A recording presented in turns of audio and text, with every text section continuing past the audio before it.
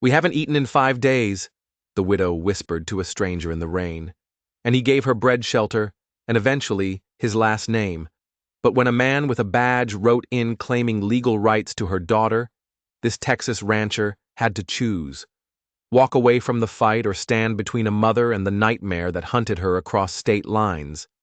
What happened next would either save a family or destroy the only home they'd ever known. Stay with me until the end and comment what city you're watching from. I want to see how far this story travels. The storm had no mercy. It came howling across the Texas panhandle like something alive and furious, tearing at the canvas tarp Eleanor Briggs had stretched between the broken wagon wheel and a cottonwood stump. The fabric snapped and whipped in the wind, threatening to fly away entirely and leave them exposed to the deluge.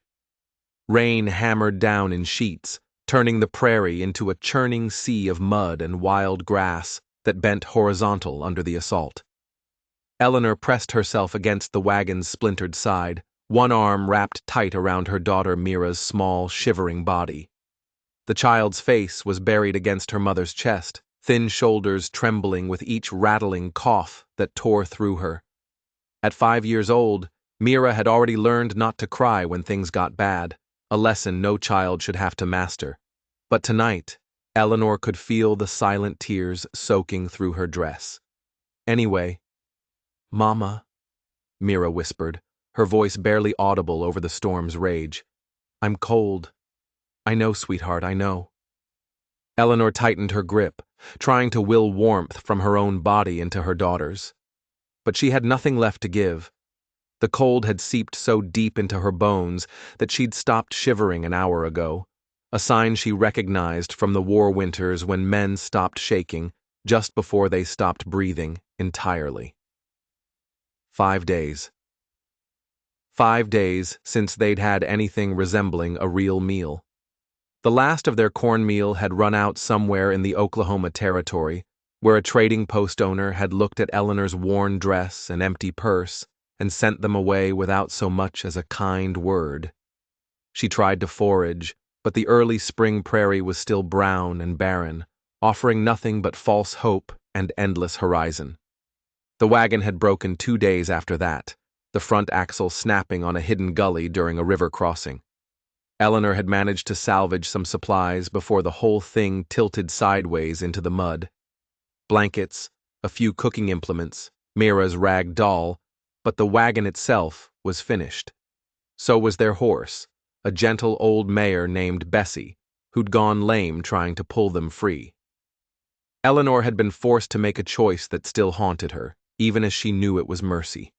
One bullet, quick and clean, and then meat enough for 3 days if they could have kept a fire going. But they couldn't. The firewood they'd gathered was soaked through. Every match Eleanor struck sputtered and died in the wet air.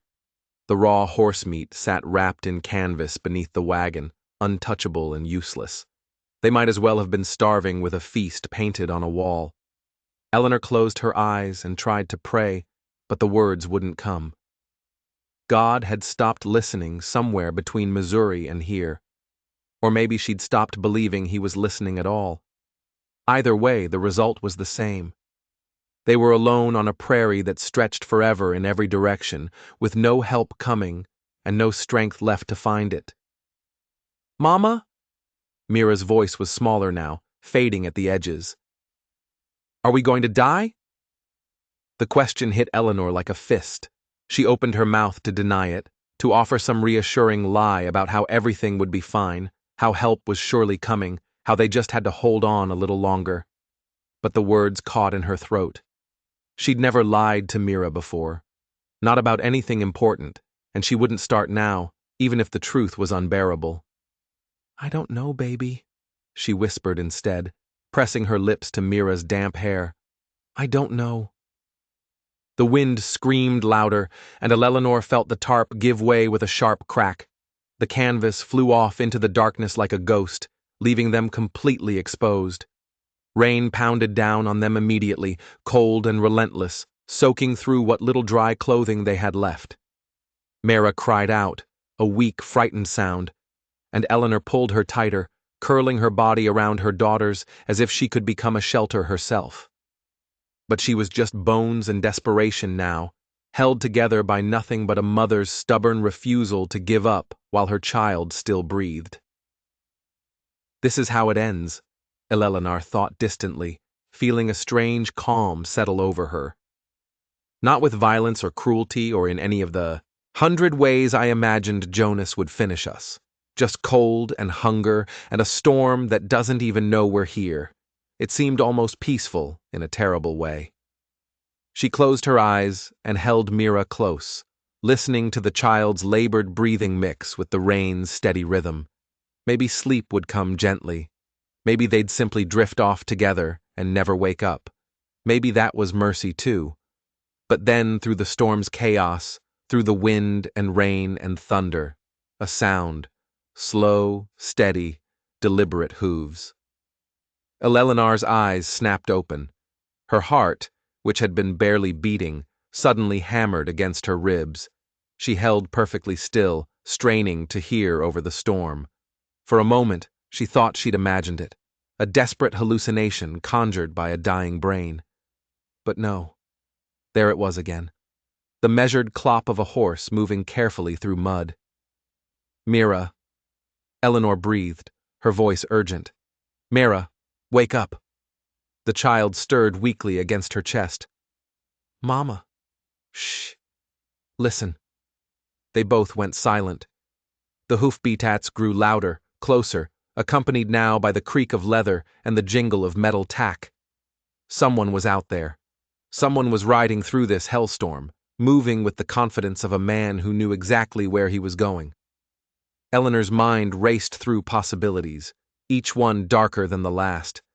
It could be help, a rancher, a traveler, someone with food and shelter and kindness to spare. Or it could be danger of a different sort. Bandits, drifters, men who would see a defenseless woman and child as easy prey. Or worse, what if it's Jonas? The thought turned her blood to ice. What if he'd tracked them this far? What if he'd ridden through the storm specifically to find them at their weakest? She'd been so careful, covered their trails so well. But Jonas had always been relentless, obsessive. He'd sworn to take Mira, and men like him didn't make empty threats. Mama, I'm scared, Mira whimpered. I know. Stay close to me. Eleanor's hand moved instinctively to the small knife she kept tucked in her boot. A pathetic weapon barely more than a kitchen blade, but it was all she had. Her fingers closed around the handle, drawing strength from its solid weight.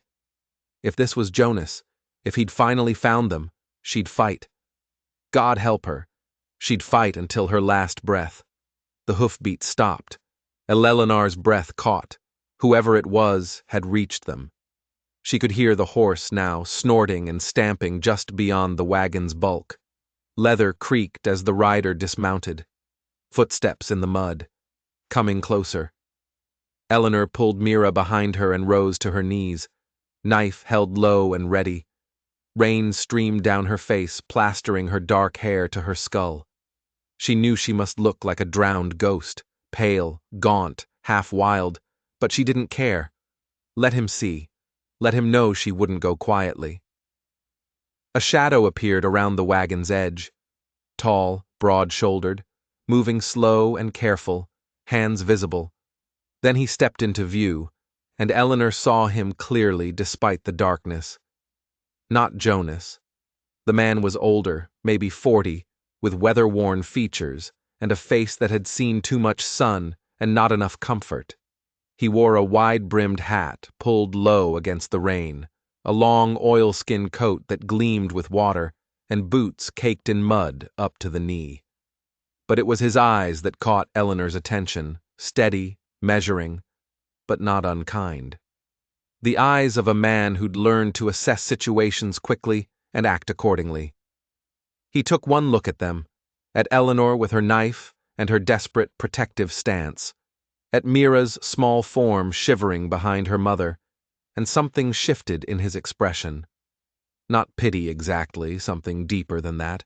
Recognition maybe of suffering he understood too well. He raised both hands slowly, palms out, in a gesture of peace. "Easy now," he said, his voice low and rough, like gravel underfoot. "I'm not here to harm you." Eleanor didn't lower the knife. "Then what are you here for?" "Saw your wagon yesterday, broken on the creek bank. Figured someone might still be nearby, might need help." He glanced up at the storming sky, water running off his hat brim in streams. "Didn't expect to find anyone still out here in this mess, though. That was foolish." "We had no choice," Eleanor said flatly. The man studied her for a long moment, and she watched something like understanding pass across his face. He'd seen desperation before, she realized, probably more than once. The war had scattered broken families across every state, leaving women and children stranded in places they'd never meant to go, with no resources and nowhere to turn. "You hurt?" he asked. "No. The child?" Eleanor hesitated. Mira's cough answered for her, a wet rattling sound that seemed to echo in the storm. The man's jaw tightened. He reached slowly into his coat, and Eleanor tensed, her grip on the knife strengthening. But what he pulled out wasn't a weapon. It was a bundle wrapped in oilcloth about the size of 2 fists. He took a step closer, then knelt in the mud, bringing himself to eye level with Eleanor. Even on his knees, he was still nearly as tall as she was standing, but the gesture was clear. He was making himself vulnerable, putting himself at a disadvantage, showing her he meant no threat. "Got some bread here," he said quietly, unwrapping the bundle. "Not much, and it's hard as rock, but it's food. You look like you could use some." Eleanor stared at the bread. It was dark, rough-hewn, the kind made with more grit than flour, but it was real, solid. Her stomach clenched so hard it hurt, and she realized with sudden, overwhelming clarity that she was going to take it. Pride be damned, caution be damned. Her daughter was starving, and here was food. "How much?" she whispered. The man looked confused. "How much?" "What? How much do you want for it?" Understanding dawned in his eyes, followed by something that might have been sorrow. "Nothing. It's yours. Both of you look half dead already. I'm not about to charge you for staying alive." Eleanor's vision blurred. She told herself it was just the rain, but she knew better. "We haven't eaten," she heard herself say, the words coming out in a broken whisper. "Not in 5 days. We have nothing. No money, no trade goods, nothing to I know," the man said gently. "I can see that. Take the bread." He held it out close enough that Eleanor could reach it without coming near to him. The gesture spoke volumes. He was giving her the choice, letting her keep her distance, respecting her fear even as he offered help. Slowly, Eleanor lowered the knife. Her hand shook as she reached out and took the bread. It was heavier than it looked, dense and substantial, half a loaf, maybe more, enough for several meals if they were careful. "Mira," she breathed, breaking off a piece. "Sweetheart, come here." The little girl emerged from behind her mother, eyes huge in her thin face. She stared at the bread as if it were something magical, something that couldn't possibly be real. Eleanor pressed the piece into her small hands. "Slow bites," she instructed, even as her own hands moved to break off another chunk for herself. "Chew it well. Your stomach's not used to food anymore." Mira nodded and bit into the bread with the careful reverence of a child receiving communion. Eleanor watched her for a moment, making sure she was actually eating, then allowed herself a bite of her own piece. The taste exploded across her tongue, grain and salt, and something indefinably wonderful that might have just been sustenance itself. It was the best thing she'd ever eaten. She forced herself to chew slowly, to let her shrunken stomach adjust, even though every instinct screamed at her to devour the whole portion in seconds. When she looked up again, the man was still kneeling in the mud, watching them with an expression that was hard to read. Not satisfaction exactly, something more complex than that. Maybe relief, maybe just the quiet acknowledgement of a small mercy in a merciless world. "Thank you," Eleanor managed around her mouthful. The words felt inadequate, too small for what he'd done, but they were all she had. The man nodded once. You got anywhere to go? Eleanor's hand instinctively tightened on Mira's shoulder. We're heading west. West is a big direction. You got family out there? Someone expecting you? She hesitated, weighing truth against safety, but something in his steady gaze made her answer honestly. No family. Just west. Running from something, he said. It wasn't a question. Eleanor met his eyes directly. From someone, and I won't go back no matter what. She waited for him to press, to ask questions, to demand explanations she couldn't give without putting them in more danger, but he just nodded as if that answer told him everything he needed to know. Fair enough. He stood, brushing mud from his knees with one hand. You can't stay out here, though. That child's got the wet lung sound. I know it from the war. She needs to be somewhere dry and warm, and she needs it soon, or she won't make it another day. Eleanor's chest tightened. She knew he was right. She'd been trying not to think about how Mira's cough had worsened over the past 2 days, how her breathing had grown more labored, how the child barely had strength to stand anymore. Pneumonia. That's what it sounded like. And out here, with no medicine and no shelter, pneumonia was a death sentence. I don't. Eleanor's voice cracked. I don't have money for a doctor or a room or anything. Didn't ask for money. The man turned, gesturing toward where his horse waited in the darkness. My place is about an hour's ride northeast. It's not much, but it's got a roof that doesn't leak, a stove that works, and room enough for 2 more. You're welcome to it until the child's well, and you can figure out your next move. Eleanor stared at him, trying to process the offer. Strangers didn't do this. Men didn't offer shelter to unknown women without expecting something in return. Every instinct she'd developed over the past year screamed at her to refuse, to thank him politely and send him on his way, to trust no one and nothing except her own judgment. But then Mira coughed again, and Eleanor felt the child sway against her, barely able to stand. Why? Eleanor asked hoarsely. Why would you help us? The man was quiet for a moment, staring out at the rain-soaked prairie. When he finally spoke, his voice was distant, touched by something old and painful. Because 10 years ago, I came home from the war and found my house burned, my land taken, and my wife's grave fresh in the churchyard. She died of fever while I was gone, and there had been nobody to help her, nobody to bring her water or bread or kindness. He looked back at Eleanor, and his eyes were dark with old grief. I can't fix that, can't undo it, but I can make sure it doesn't happen to someone else's wife and daughter. Not if I can prevent it. Eleanor felt something break open in her chest, some locked chamber where she'd been keeping all her fear and exhaustion and desperate hope. She wanted to refuse, wanted to maintain her independence, her control, her ability to keep running without owing anyone anything. But Mira needed more than she could give alone. All right, she whispered. All right, we'll come. The man nodded as if he'd expected nothing less. Name's Calder Boone. I run a cattle ranch about 10 mi from here. Small operation, just me and a few hands. You'll be safe there. Eleanor Briggs, and this is Mira. Calder touched the brim of his hat in acknowledgement, then moved to his horse, a tall ran geeling that stood patient in the rain. He untied a bedroll from behind the saddle and brought it over, along with a larger piece of oilcloth. Can either of you ride? He asked. Eleanor shook her head. She'd grown up in St. Louis, where horses were for pulling carriages, not for riding. Everything she knew about survival on the frontier had been learned in the past year, cobbled together from necessity and desperation.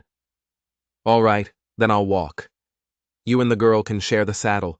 It'll be cramped, but it'll keep you out of the mud. He spread the oilcloth over them both like a massive cloak, tucking it carefully around Mira's small shoulders. This will help keep the rain off. He lifted Mira first, settling her into the saddle with surprising gentleness for a man his size. Then he offered Eleanor his hand. She hesitated only a moment before taking it. His palm was rough with calluses, his grip strong and steady.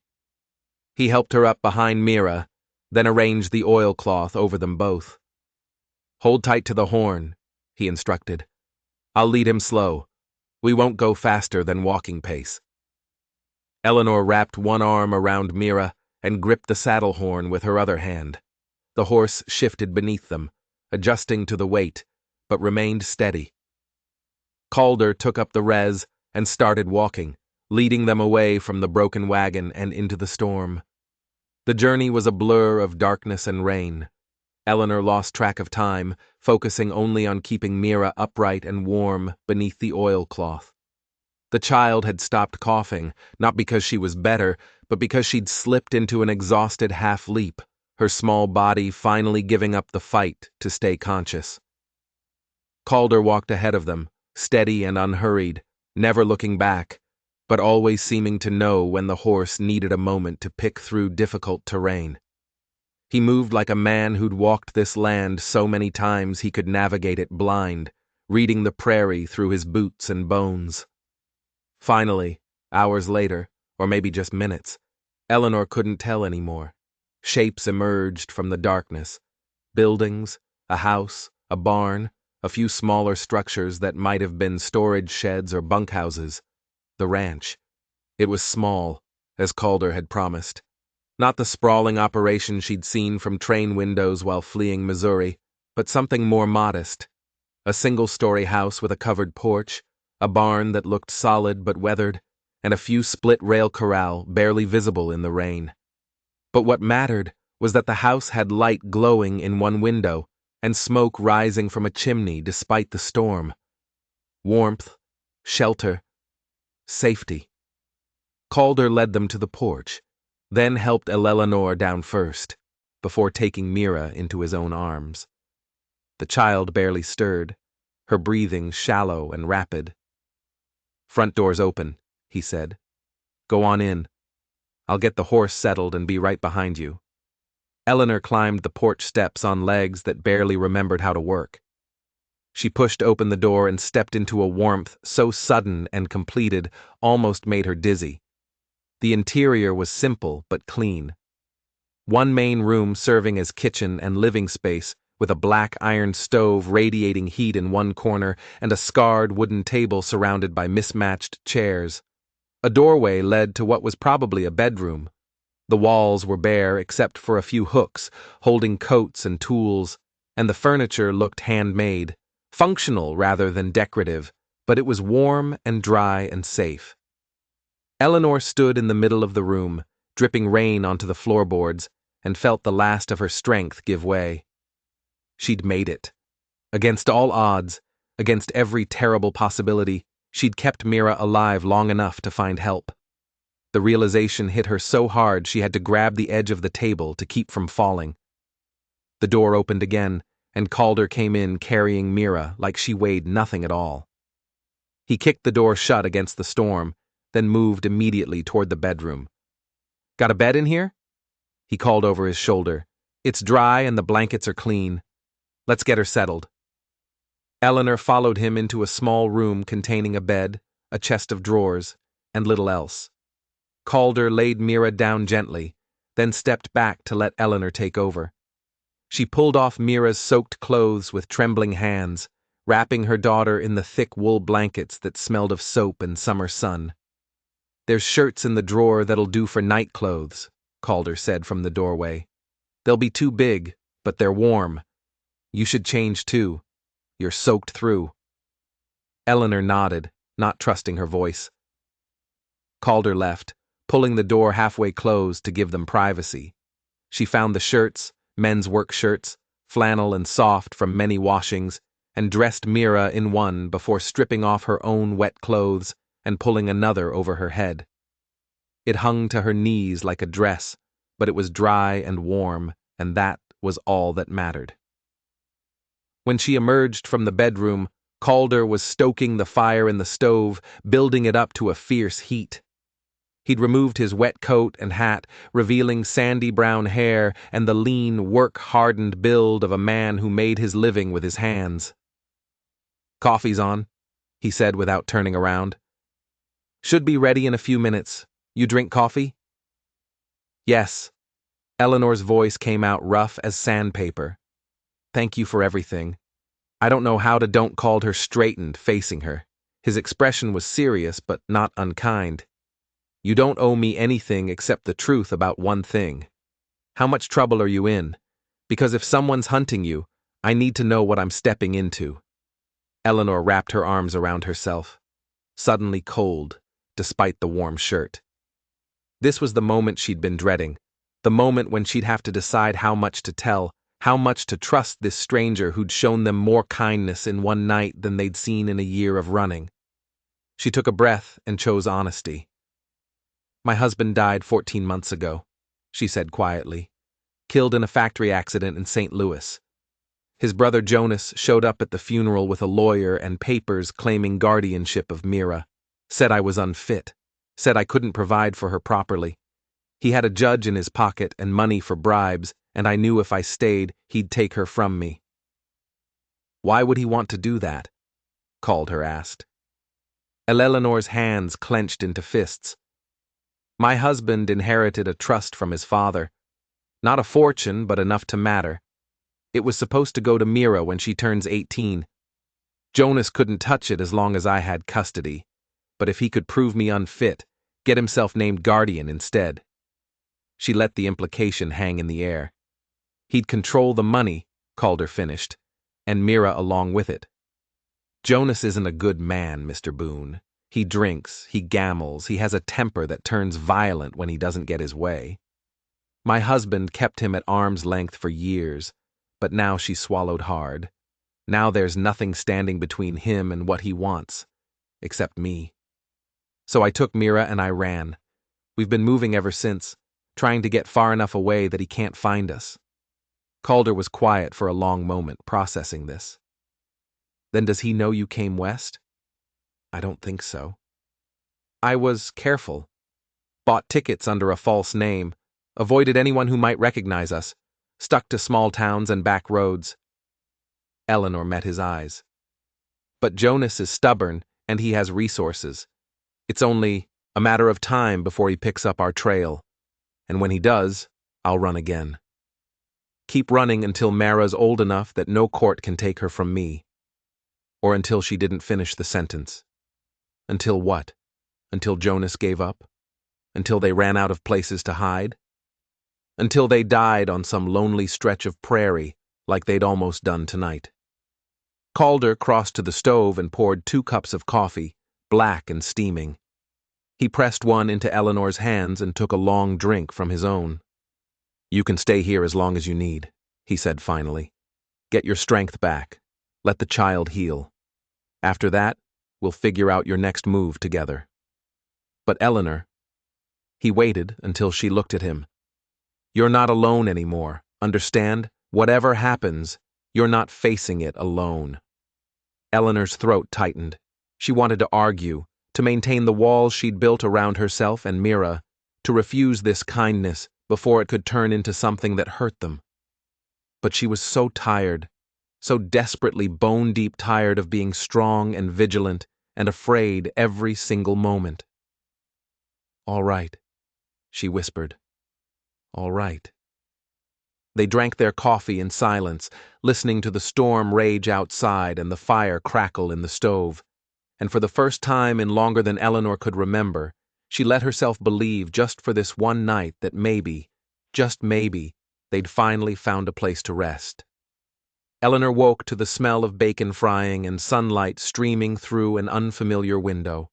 For a disorienting moment, she couldn't remember where she was. The softness of the mattress beneath her, the warmth of clean blankets, the absence of fear pressing down on her chest. Then memory rushed back. The storm, the stranger, the ranch called her Boone. She sat up quickly, her heart lurching. "Mira, right here, Mama." The small voice came from across the room where Mira sat curled in a wooden rocking chair that was far too big for her. She was wrapped in a quilt, her dark hair still tangled from sleep, but her eyes were brighter than they'd been in days. "Mr. Calder said to let you sleep. He's making breakfast." Eleanor pressed a hand to her chest, feeling her pulse slow back to normal. Sunlight. Mira was sitting up talking, looking almost like herself again. The panic that had become her constant companion eased just slightly. "How do you feel, sweetheart?" "Better." Mira coughed, but it was softer now. Less of that terrible wet rattle that had terrified Eleanor in the storm. "My chest still hurts, but Mr. Calder gave me honey and hot water, and it helped." Eleanor stood, smoothing down the oversized flannel shirt she'd slept in, suddenly aware of how exposed she must look. Her dress from yesterday still hung over a chair by the window, stiff with dried mud, but at least no longer soaking wet. She dressed quickly, her fingers clumsy with the buttons. When she emerged from the bedroom, she found Calder at the stove, efficiently managing a skillet of bacon and a pot of what looked like cornmeal mush.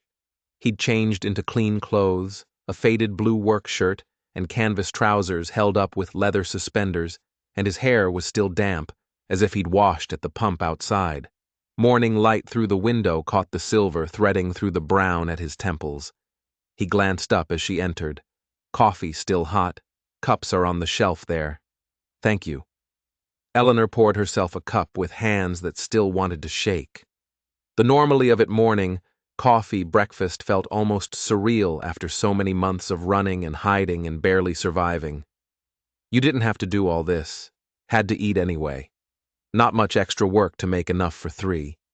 He used a fork to flip the bacon, then stirred the mush. Child's cough sounds better this morning. The honey helped. That was kind of you. Had a mare once, that got the wet lung. Honey and steam kept her going till she could heal proper. Figured it might work on a little girl, too. He pulled the skillet off the heat. "Breakfast is ready if you want to get Mira." They ate at the scarred wooden table, and Eleanor had to force herself not to devour everything in front of her.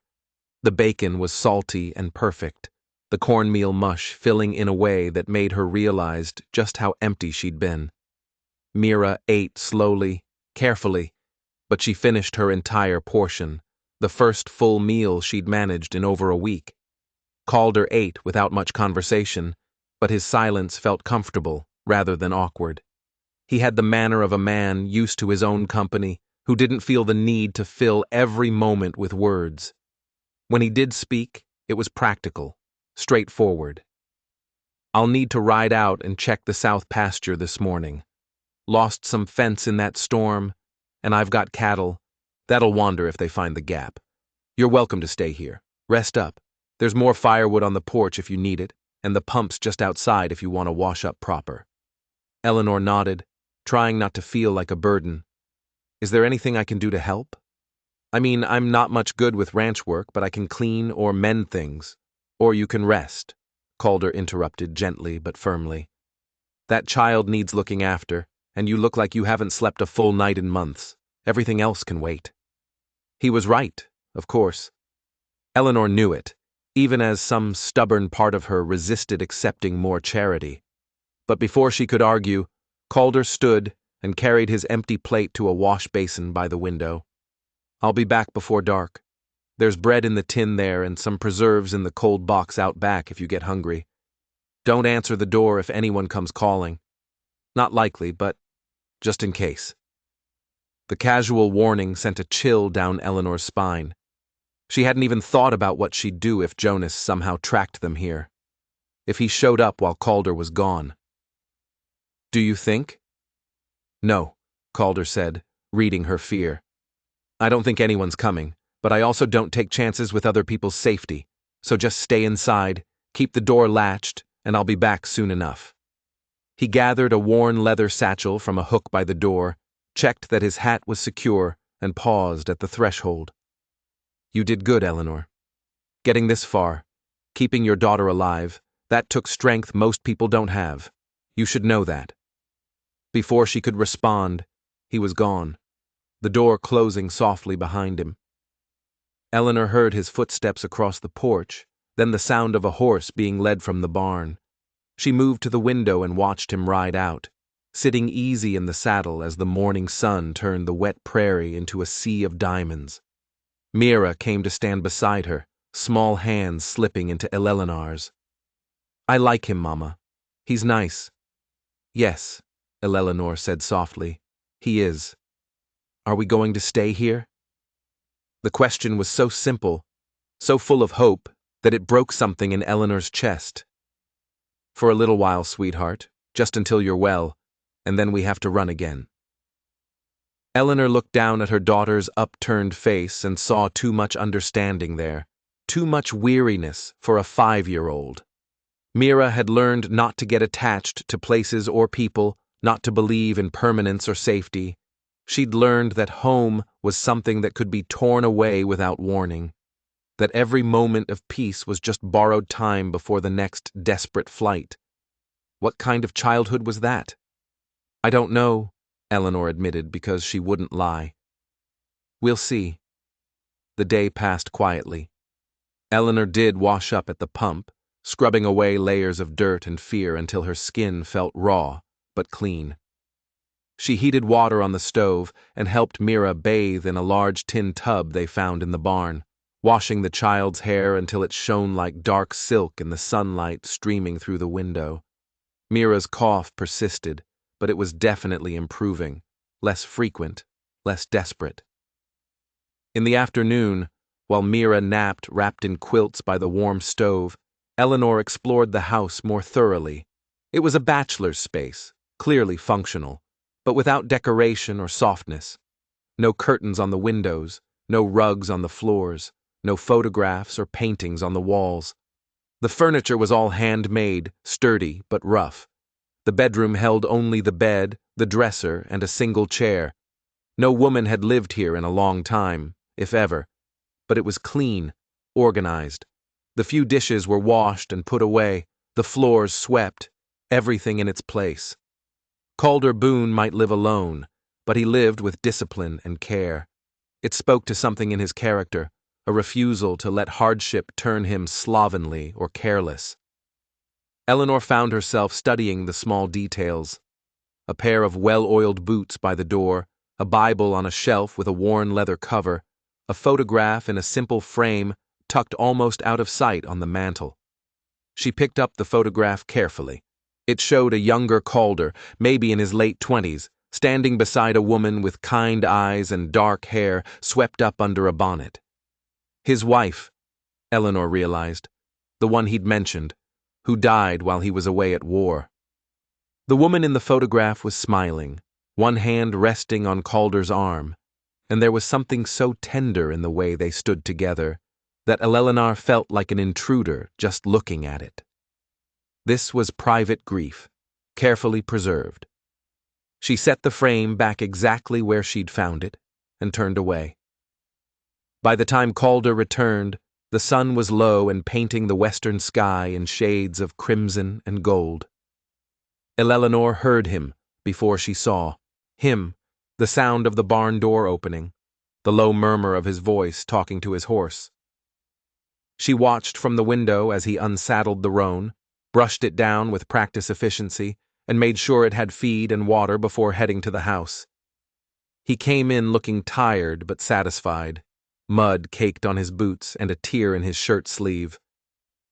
"Fences mended, only lost 2 head through the gap, and I got them back before they could wander far.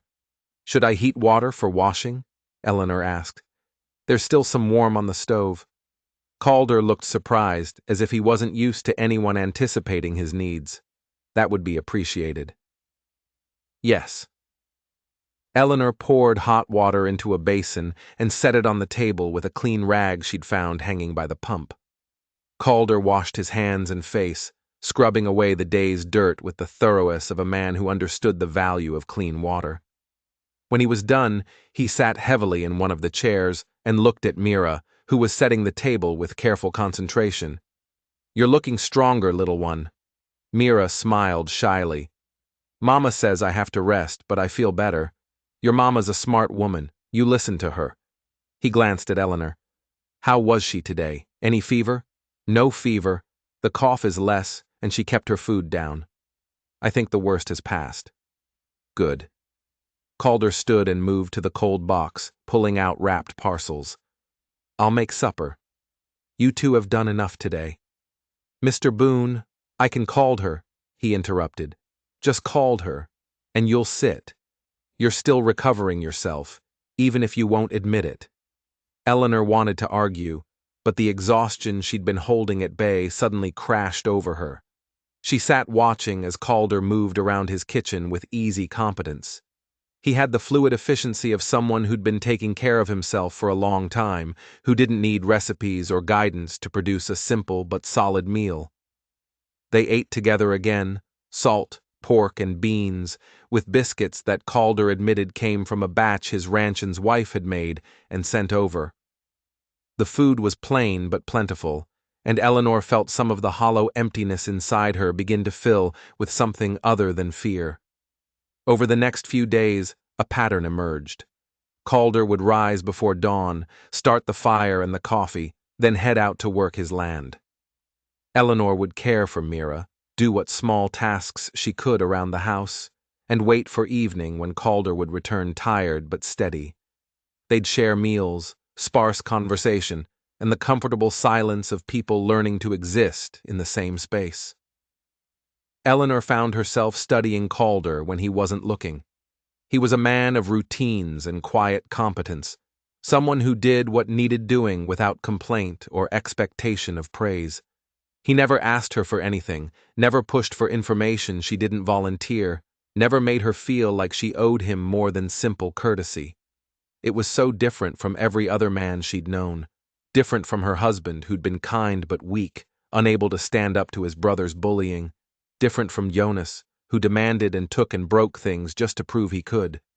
Calder Boone asked for nothing, and somehow that made Eleanor want to give him everything. On the third evening, after Mira had gone to bed, Eleanor found Calder on the porch, mending a bridle by lamplight.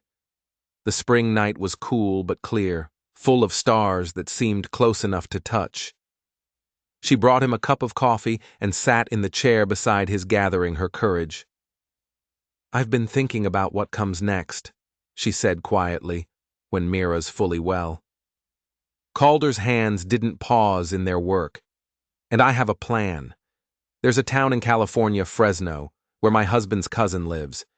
We've never met, but she wrote after the funeral said if I ever needed help, I could come there. It's far enough that Jonas won't think to look. And California is far enough from Missouri that that's a long way to travel alone with a child.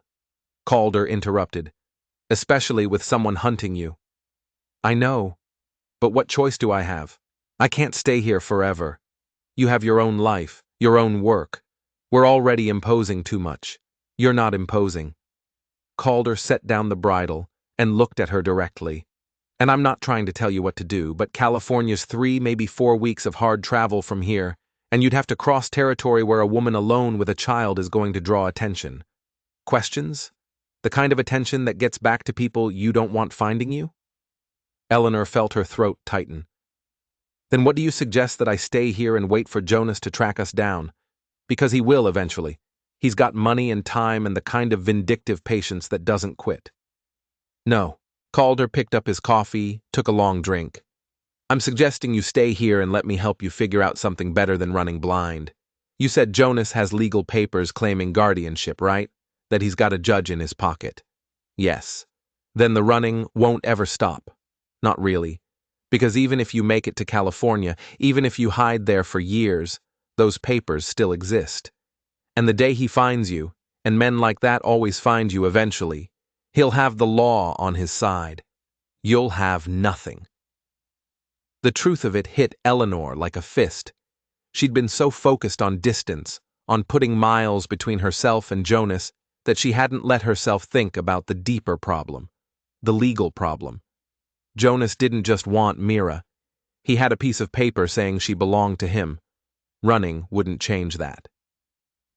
What do you think I should do? She asked, hating the weakness in her voice. Calder was quiet for a long moment, staring out at the dark prairie. When he spoke, his voice was careful, measured. You need to change the situation. Make those papers meaningless. How? By making sure Mira has a legal guardian who can't be challenged, someone with standing and resources, someone Jonas can't push around or bribe away. Eleanor's heart started beating faster. I don't know anyone like that. You do now. The words hung in the air between them, heavy with implication. Eleanor stared at Calder, trying to understand what he was offering. You marriage, Calder said bluntly. On paper, at least. Make it legal, make it official, and make it stick. If you're married, Jonas can't claim you're unfit. If I legally adopt Mira as my daughter, his guardianship papers become worthless. He'd have to fight me in court, and I've got land, a reputation in this county, and friends who'd vouch for me. It wouldn't be easy for him. Eleanor couldn't breathe. Marriage, legal adoption. The solution was so simple and so impossible at the same time. You can't. You don't want, I'm offering a legal arrangement, Calder interrupted. Not asking you to be anything you don't want to be. We'd be married in name for the protection it gives you and Mira. You'd have your own room, your own space. I wouldn't expect, he cleared his throat. I wouldn't expect anything beyond what you're willing to give. But you'd be safe. Both of you would be safe. And Jonas would have to go through me to get to either of you. Why? Eleanor whispered. Why would you do this? Calder looked at her then, and his eyes held an old pain she recognized. Because I couldn't save my wife when she needed me. Because I came home to nothing but a grave and regret. Because I know what it's like to lose everything. And I'll be damned if I stand by and let it happen to someone else when I could prevent it. Eleanor felt tears burn her eyes. It was too much, too generous, too dangerous for him, too impossibly kind. If Jonas finds out, he'll make trouble for you. He has connections, money, he could hurt you. Let him try. There was steel in Calder's voice now, something hard and unyielding. I didn't survive 4 years of war by being easy to push around, and I didn't build this ranch by backing down from a fight. Calder, I can't ask you to. You're not asking. I'm offering. He stood, picking up the mended bridle. Think about it. I'm not rushing you for an answer, but Eleanor. He waited until she looked up at him. You don't have to run anymore. Not if you don't want to. He went inside, leaving Eleanor alone on the porch with her thoughts spinning. Marriage, safety, a life that wasn't just survival. It seemed impossible. It seemed like a dream she didn't dare believe in. But as she sat under the vast Texas stars, listening to the night sounds of the prairie, Eleanor let herself imagine it. Imagine staying. Imagine Mira growing up here, healthy and happy, learning to ride horses and collect eggs and live without fear. Imagine having a partner, even just on paper, who stood between her and the darkness. It was a dangerous thing to hope for, but God help her. She wanted it. The next morning, Eleanor woke to find Calder already gone to work, a fresh pot of coffee on the stove and a note on the table in rough handwriting. Take your time. No pressure. No CB. She spent the day watching Mira, who was strong enough now to play outside under Eleanor's supervision, chasing butterflies through the wet grass, and laughing with a lightness Eleanor had feared was lost forever. The sound of her daughter's laughter made the decision easier. When Calder came home that evening, Eleanor was waiting on the porch. He dismounted slowly, reading something in her posture. I have conditions, Eleanor said, before he could speak. Calder nodded. All right. Mira comes first always. In every decision, in every choice, her welfare is the priority. Agreed. I'll contribute to the household. I can't do ranch work, but I can cook, clean, manage accounts. I won't be dead weight. Never thought you would be. And if I ever want to leave, if this arrangement doesn't work, or if things change, you let us go. No arguments, no trying to keep us here against our will. Calder's expression was serious. You have my word. This isn't a cage, Eleanor. It's shelter. If you want to leave, you leave. Eleanor took a breath. Then yes, I'll marry you. Something shifted in Calder's face, not quite relief, but something close to it. He climbed the porch steps and stood before her, close enough that she could see the silver stubble on his jaw, the lines around his eyes that spoke of years spent squinting into the sun. I'll ride to town tomorrow and make arrangements with the pastor. We'll need witnesses. I can ask Tom Fairfield from the neighboring ranch and his wife. They're good people, trustworthy. How quickly can it be done? A week, maybe less. Texas doesn't have much waiting period for weddings, and Pastor Matthews isn't one for ceremony. Calder paused. Are you sure about this, Eleanor? Once we do it, once it's legal, Jonas will know. He'll come looking. I know. Eleanor straightened her spine. But I'm done running. Let him come. This time, I'll have someone standing beside me. Calder extended his hand, formal and old-fashioned. Eleanor took it, feeling the callous strength of his palm against hers. They shook, sealing a bargain that was part desperation, part hope, and entirely uncertain. Partners, then, Calder said. Partners, Eleanor echoed. The week that followed was strange and dreamlike. Calder rode to town and returned with news that the wedding was set for Saturday morning. He brought fabric for Eleanor to make a simple dress. Nothing fancy, just blue cotton that matched her eyes and wooden blocks for Mira to play with. He introduced them to Tom and Martha Fairfield, a weathered couple from the ranch 3 miles north, who looked at Eleanor with knowing kindness and asked no uncomfortable questions. Martha took Eleanor aside on Thursday while the men discussed cattle prices. I won't pry, she said in her direct way, but I'll tell you this. Calder Boone is the most decent man I've ever known. Whatever your reasons for marrying him, you could do a lot worse. I know, Eleanor said softly. I'm grateful. Grateful is a start, but honey, if you're going to make a life here, you'll need more than gratitude. You'll need trust, and that takes time. Martha squeezed her hand. Give it time, both of you. Things have a way of working out if you let them. Friday night, the night before the wedding, Eleanor couldn't sleep. She lay in the bed that would soon be permanently hers, staring at the ceiling and trying not to think about all the ways this could go wrong.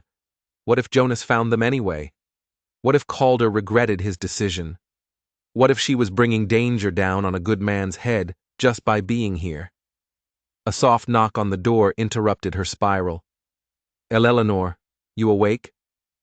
She sat up. Yes. The door cracked open, and Calder stood silhouetted in the lamplight from the main room. Can't sleep either. No. He stepped inside, keeping a respectful distance, and leaned against the wall, having second thoughts. 1,000 of them. That's fair. He was quiet for a moment. I won't pretend this is a normal situation or that I know exactly what I'm doing, but I meant what I said. You'll be safe here, both of you.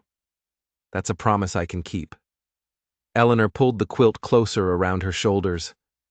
What if Jonas brings trouble? What if he then will handle it together? Calder's voice was steady, certain. Eleanor, I've faced worse than one angry man with legal papers. I'll face this too. And so will you. You're stronger than you think. I don't feel strong. Strength isn't about feeling it. It's about doing what needs doing anyway. He straightened. Get some sleep. Tomorrow's a big day. After he left, Eleanor lay back down. But this time, the panic had eased. She wasn't alone anymore. Whatever came next, she'd have someone standing between her and the darkness. It wasn't love. Not yet.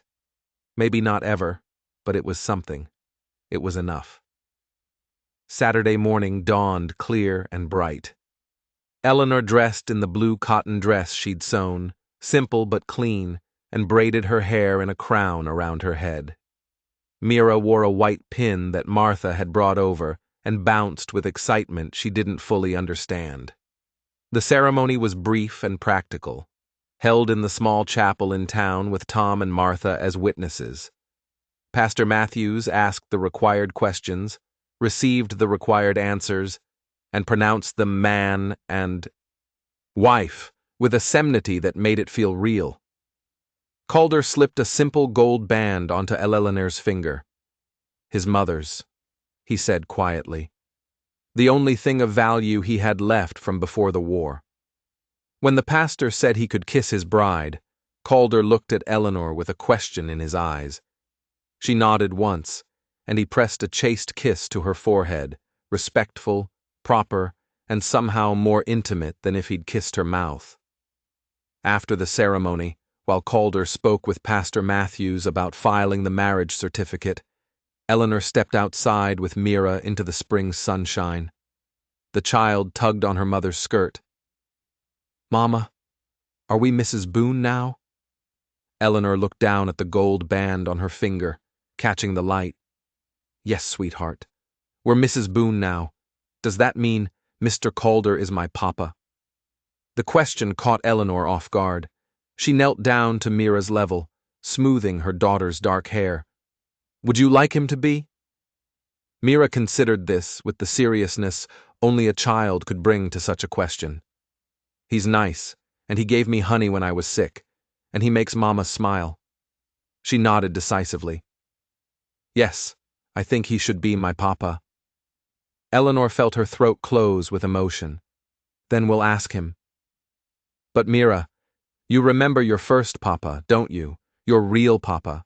"Yes." Mira's face was solemn. "But real papa went to heaven, and Mr. Calder is here. Can I have two papas? One in heaven and one here?" "Yes, baby. You can have two papas." When Calder emerged from the chapel, Eleanor told him what Mira had said. His face went still, something vulnerable flickering across it, before he carefully composed himself. He knelt in front of Mira, putting himself at eye level with the small girl. "Mira, if I'm going to be your papa, I need to ask you something important. Can I do that?" Mira nodded seriously. "Being a papa is a big job. It means I'll teach you things and keep you safe and help your mama take care of you. It means when you're scared, you can come to me. When you're happy, you can tell me. And when you grow up, I'll be the one who stands beside you and is proud of who you become." His voice was rough with emotion. "Do you think I could do that? Be that person for you?" Mira didn't hesitate. She threw her small arms around Calder's neck and held on tight. "Yes," Papa called her. Eleanor watched Calder's face as he hugged her daughter back, saw him close his eyes against the sudden shine of tears. He held Mira gently, as if she were something precious and breakable. And when he finally pulled back, there was a fierceness in his expression that hadn't been there before. "Then I'll spend every day of my life earning that," he said quietly. They rode back to the ranch as a family, Eleanor beside Calder on the wagon seat, Mira between them chattering about everything and nothing.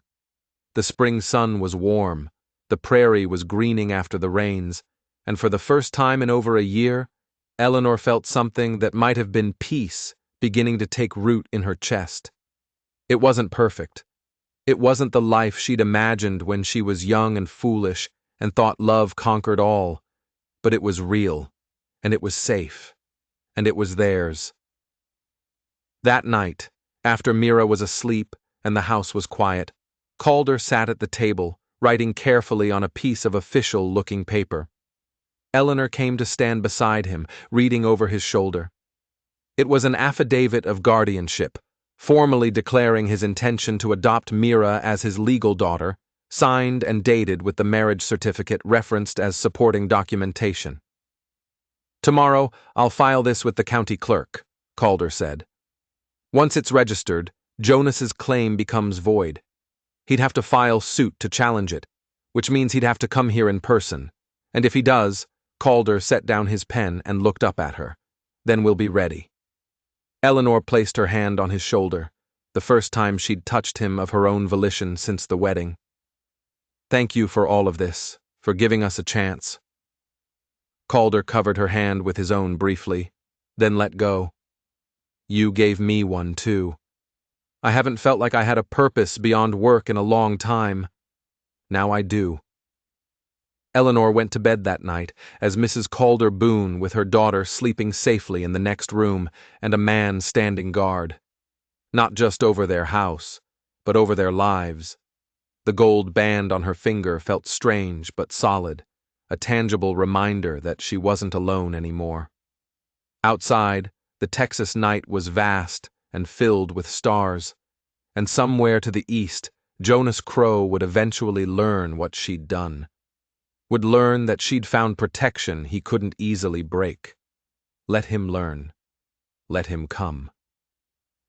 This time, Eleanor wasn't running. 3 weeks passed like a dream. Eleanor kept waiting to wake from the ranch, settled into rhythms that felt almost natural. Calder rising before dawn to tend the cattle. Eleanor managing the house and teaching Mira her letters on the porch in the afternoon sunshine. All of them gathering for supper as the sky turned gold over the prairie. It was domestic and quiet, and so different from the year of running that Eleanor sometimes forgot to be afraid. But she never forgot completely. On a Tuesday morning in late May, Eleanor was hanging laundry on the line behind the house when she heard it, the distant sound of hooves approaching fast. Not the steady pace of Calder returning from checking fence lines, but something urgent, almost reckless. Her hand stilled on the damp sheet she'd been pinning, and that old, familiar dread coiled in her stomach like a snake. She turned toward the sound and saw Tom Fairfield riding hard across the east pasture, his horse lathered with sweat. He pulled up near this barn and dismounted before the animal had fully stopped, looking around wildly until he spotted Eleanor. Mrs. Boone. He was breathing hard, whether from the ride or from fear. Eleanor couldn't tell. "Where's Calder?" "South pasture checking on the new calves." "Tom, what's wrong?" "There's a man in town. Came in on the morning stage asking questions about you and Mira." Tom pulled off his hat and ran a hand through his gray hair. "Martha heard him in the general store talking to Ben Carson. Said he was looking for his sister-in-law. Described you both down to the color of Mira's eyes. Martha sent me straight here as soon as she heard." Eleanor's vision narrowed to a pinpoint, then expanded again. She'd known this day would come, had been preparing for it in the back of her mind, even as she let herself believe in the safety of these past weeks. But knowing and experiencing were different things, and the fear that crashed over her now was immediate and visceral. Did he give a name? Her voice came out steadier than she felt. Jonas Crow said he had legal business to attend to.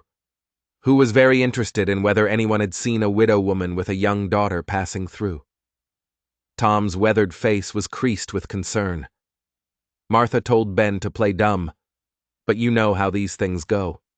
If he asks enough people, offers enough money, someone will talk. How long do we have?" "Hard to say. He was still in town an hour ago, but if he hired a horse or a wagon, he could be here by afternoon." Tom stepped closer, his voice dropping. "Martha said he was wearing a badge, some kind of legal authority from Missouri. That true?" Eleanor nodded, her throat tight. "He has guardianship papers for Mira from before Calder and I married." "Well, those papers don't mean spit now, do they? You're married legal, filed proper with the county, and Calder's adoption papers went through last week. I saw the clerk stamp them myself." Tom's jaw set with determination. "That man's got no claim here. He'll try anyway. Jonas doesn't give up just because something's legal or right. He'll push. He'll threaten. He'll use that badge to intimidate." Eleanor pressed her hand to her chest, trying to slow her racing heart. "I need to get Mira inside. You need to get Calder," Tom interrupted firmly. "I'll ride out and bring him back. You get Mira in the house, lock the doors, and don't open them for anyone but us. Understand?" Eleanor wanted to argue, to say she could handle this herself, but the truth was she couldn't. Not alone. Not against Jonas. "All right, go." Tom was back on his horse before she'd finished speaking, wheeling the tired animal around and kicking it into a gallop toward the south pasture. Eleanor watched him go for only a moment before her maternal instincts took over. She abandoned the laundry and ran toward the front of the house, where Mira was playing with her wooden blocks on the porch steps. "Mira, sweetheart, we need to go inside now." The child looked up, and her small face immediately registered the fear in her mother's voice. She'd learned to read danger in the year they'd spent running, and that terrible knowledge hadn't left her just because they'd found safety. "Is it the bad man? Is Uncle Jonas coming?" Eleanor's heart broke a little that her daughter had to ask such a question. "I don't know yet, but we're going to be very careful just in case. Come on." She scooped Mira up and carried her inside, setting her down in the bedroom and closing the door. "I want you to stay here, baby. Play with your doll or look at your picture books, but stay in this room and be very quiet. Can you do that for Mama?" Mira nodded, her dark eyes huge in her pale face. "Is Papa Calder coming home?" "Yes, Mr. Tom went to get him. He'll be here soon." Eleanor kissed her daughter's forehead, tasting the salt of her own fear. "Everything's going to be all right, I promise." She closed the bedroom door and moved to the front window, positioning herself where she could see the road, but wouldn't be easily visible from outside. Her hands were shaking, so she pressed them flat against the windowsill, trying to ground herself. They had legal standing now. They had called her. They had friends. This wasn't the same as being alone and hunted on the road. But Jonas had always been good at finding ways around the law. 20 minutes passed, like 20 hours. Eleanor watched the road with the intensity of a sentry on guard duty, her breath catching at every movement of grass or shadow of cloud. Behind her, the house was silent, except for the ticking of Calder's mantel clock and the distant sound of Mira humming softly to herself in the bedroom. Then, movement on the horizon. A rider coming from the direction of town, moving at a steady trot, confident and unhurried. As he got closer, Eleanor could make out details. A tall man, well dressed in city clothes that looked out of place in ranch country, riding a rented horse with the awkward seat of someone unused to long rides. Even from a distance, even after more than a year, she recognized the set of his shoulders and the way he held his head. Jonas. Eleanor's breath came faster. She backed away from the window, her mind racing through options. She could take Mira and run out the back, try to hide in the barn or the root cellar, but Jonas would search, and they'd be cornered with no way out. She could take Calder's rifle from over the door and meet Jonas on the porch, but she'd never fired a gun in her life, and he'd know it was a bluff. She could the sound of more hooves, these coming fast from the south. Eleanor spun toward the sound and saw Calder and Tom riding hard across the pasture, pushing their horses as fast as the animals could go. Relief flooded through her so intense it almost brought her to her knees. He was coming. She wasn't alone, but Jonas was closer. Eleanor watched helplessly as the timing played out like some terrible arithmetic problem.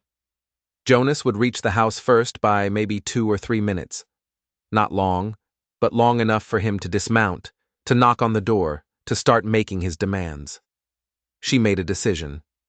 Moving quickly, she went to the mantel and took down the rifle Calder kept there, more for show and hunting than defense, but Jonas wouldn't know that. She checked that it was loaded, thanking God that Calder had shown her how to do that much, then positioned herself just inside the front door, the rifle held across her chest in what she hoped looked like a capable grip. Jonas's horse stopped at the porch steps. Eleanor heard him dismount with a grunt, heard his boots on the wooden stairs. Then his fist hammered on the door, hard and imperious. "Eleanor, I know you're in there. Oh, you're in. Open this door." His voice sent ice through her veins, familiar and hateful, carrying all the menace of a year's worth of nightmares. But this time she had more than fear to sustain her. She had rage. "Go away, Jonas," she called through the door, proud that her voice didn't shake. "You have no business here." "I have every business here. I'm Mira's legal guardian, appointed by a judge in St. Louis. You kidnapped that child and dragged her halfway across the country, but that ends today.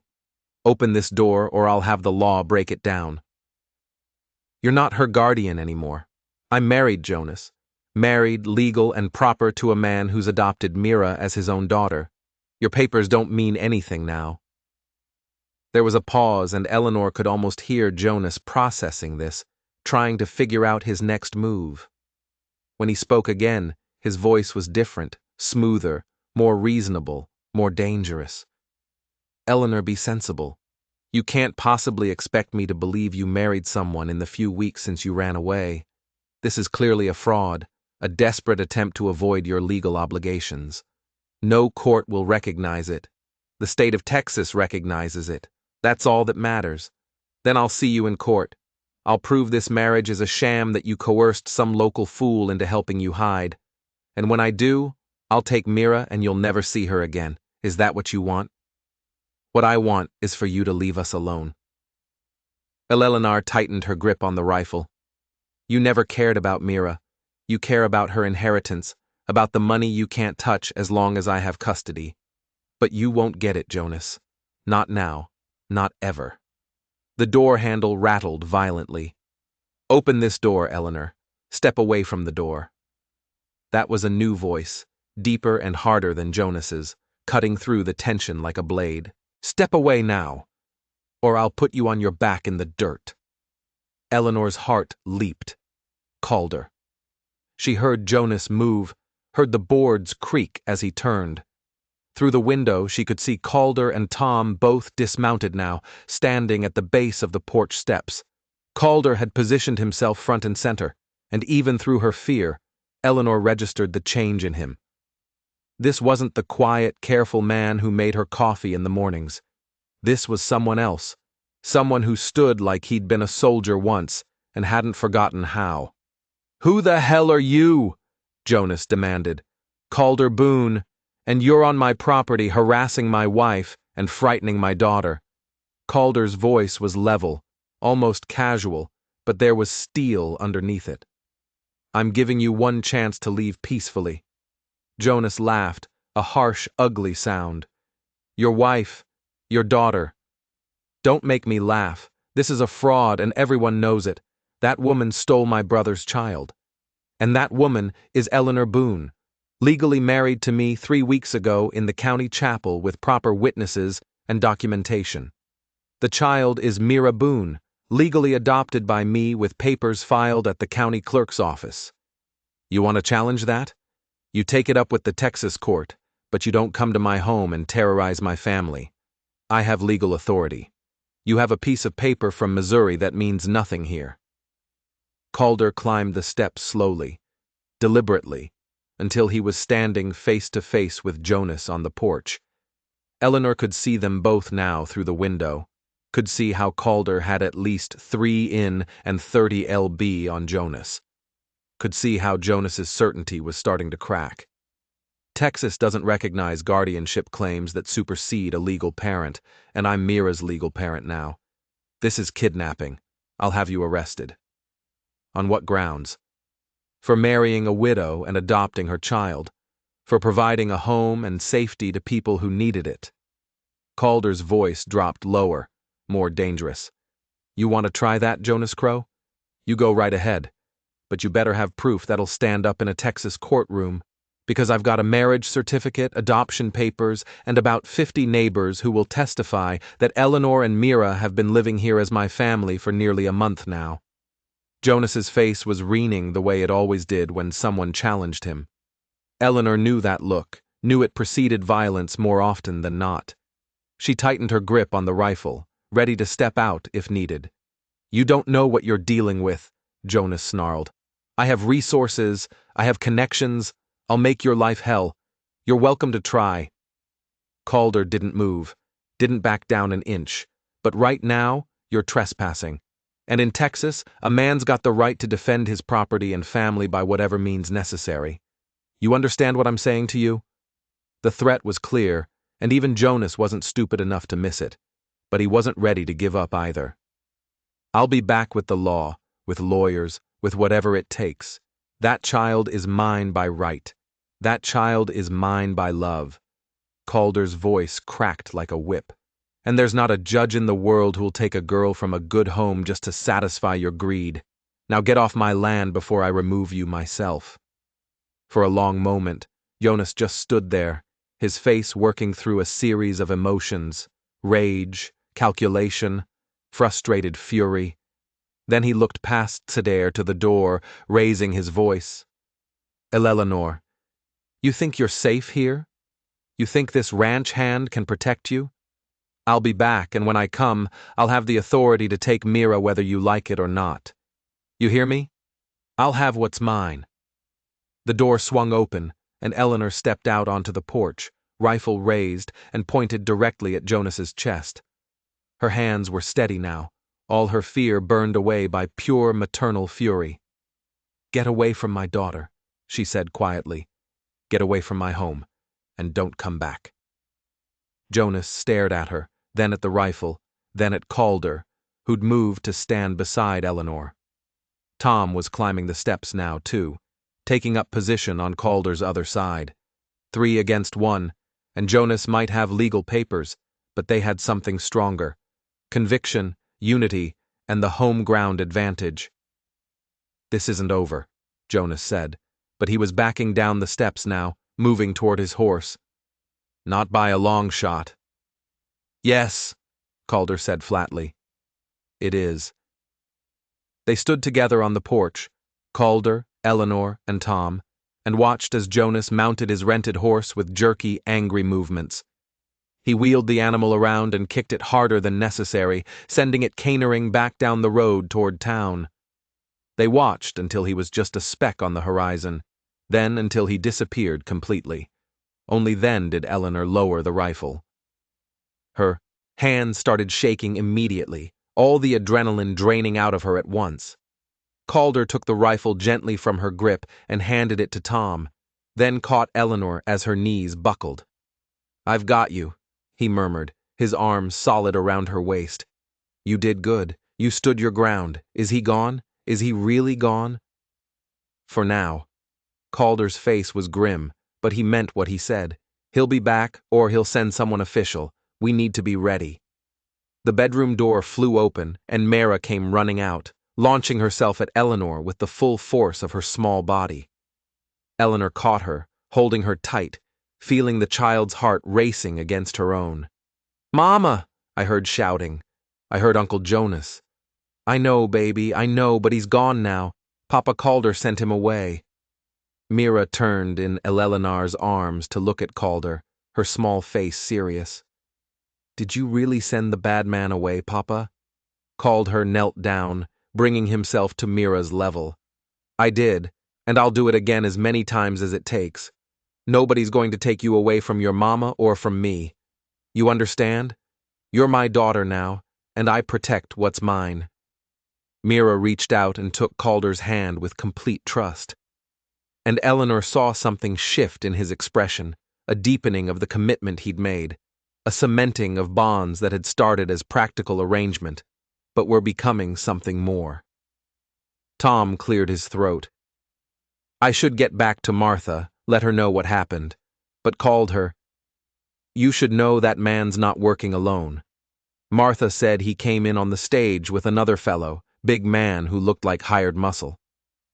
Jonas stayed in town but sent the other one to the telegraph office. They're sending for something or someone. Lawyers, probably," Calder said grimly. "Or more legal documentation. Maybe even law enforcement from Missouri. Can they do that? Can they make Texas lawmen help them? Depends on what they claim and who they know." Calder stood, his face thoughtful. "But it doesn't matter. We're not doing anything illegal, and we've got documentation to prove it. If Jonas wants a fight, we'll give him one." After Tom left, Eleanor moved mechanically through the motions of making lunch, though none of them had much appetite. Mira stayed close to her, not speaking much, her usual chatter subdued by the lingering fear. Calder spent the afternoon on the porch, ostensibly mending tack, but really keeping watch on the road. That evening, after Mira had finally fallen asleep, exhausted in her bed, Eleanor and Calder sat at the table with the lamp turned low. The marriage certificate and adoption papers were spread between them, along with a letter Cedar had drafted to the county judge explaining the situation. "I'll ride to town tomorrow," Calder said. "Caldera, file a formal complaint about Jonas's harassment. Make sure the sheriff knows what's happening so if Jonas tries to claim we're doing something wrong, there's already a record of his threats. Will that be enough?" "I don't know." Calder rubbed his face tiredly. "The law is complicated, especially when it crosses state lines. But Eleanor, I meant what I said to Jonas. I won't let him take Mira. Whatever it costs, whatever I have to do. This is my fight, not yours. You shouldn't have to. It became my fight the day I married you." Calder reached across the table and covered her hand with his. It was only the second time he'd touched her of his own volition, and the warmth of his palm against her skin sent a shock through her. "We're family now. That means we face things together."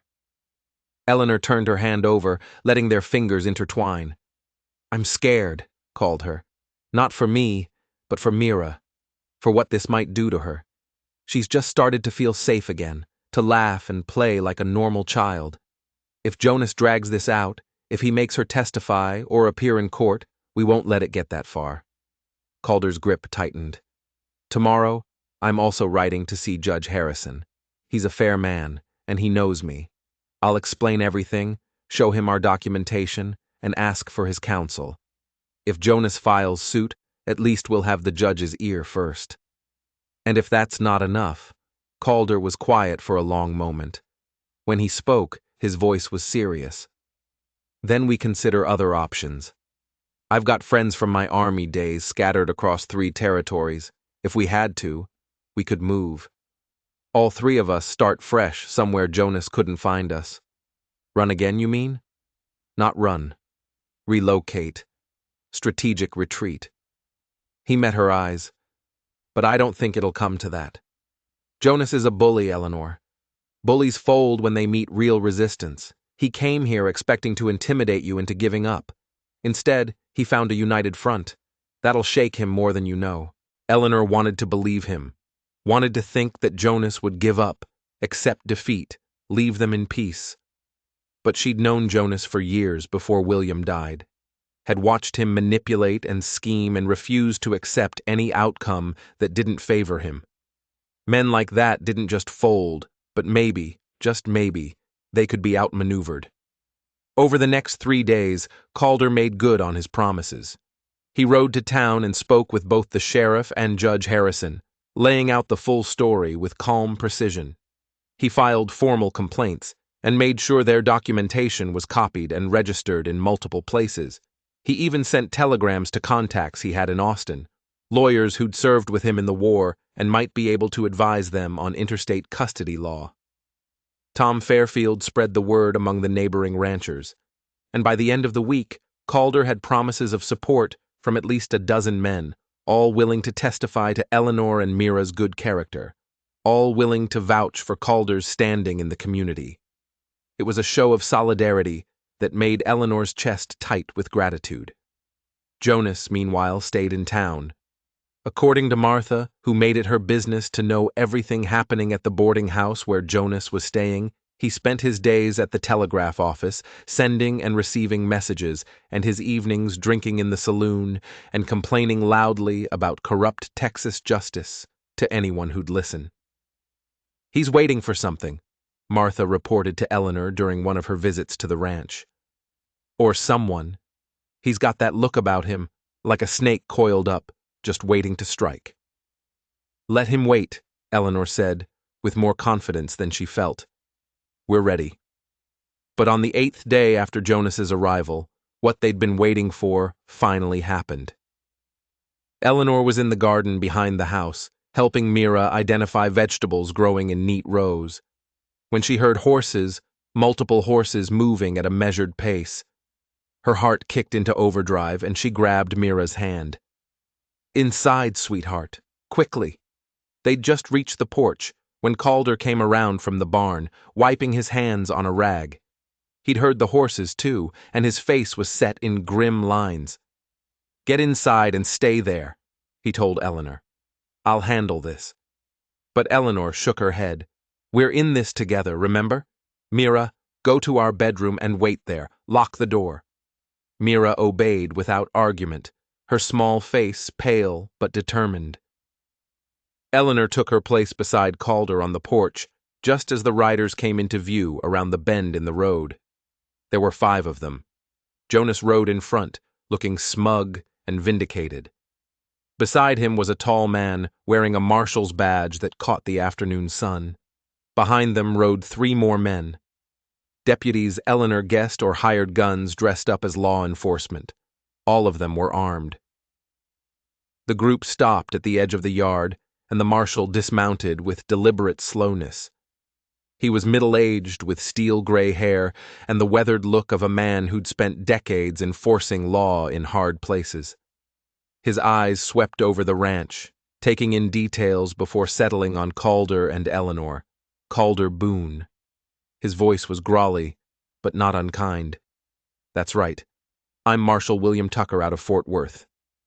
This gentleman here," he gestured to Jonas, "has filed a complaint alleging kidnapping and custodial interference.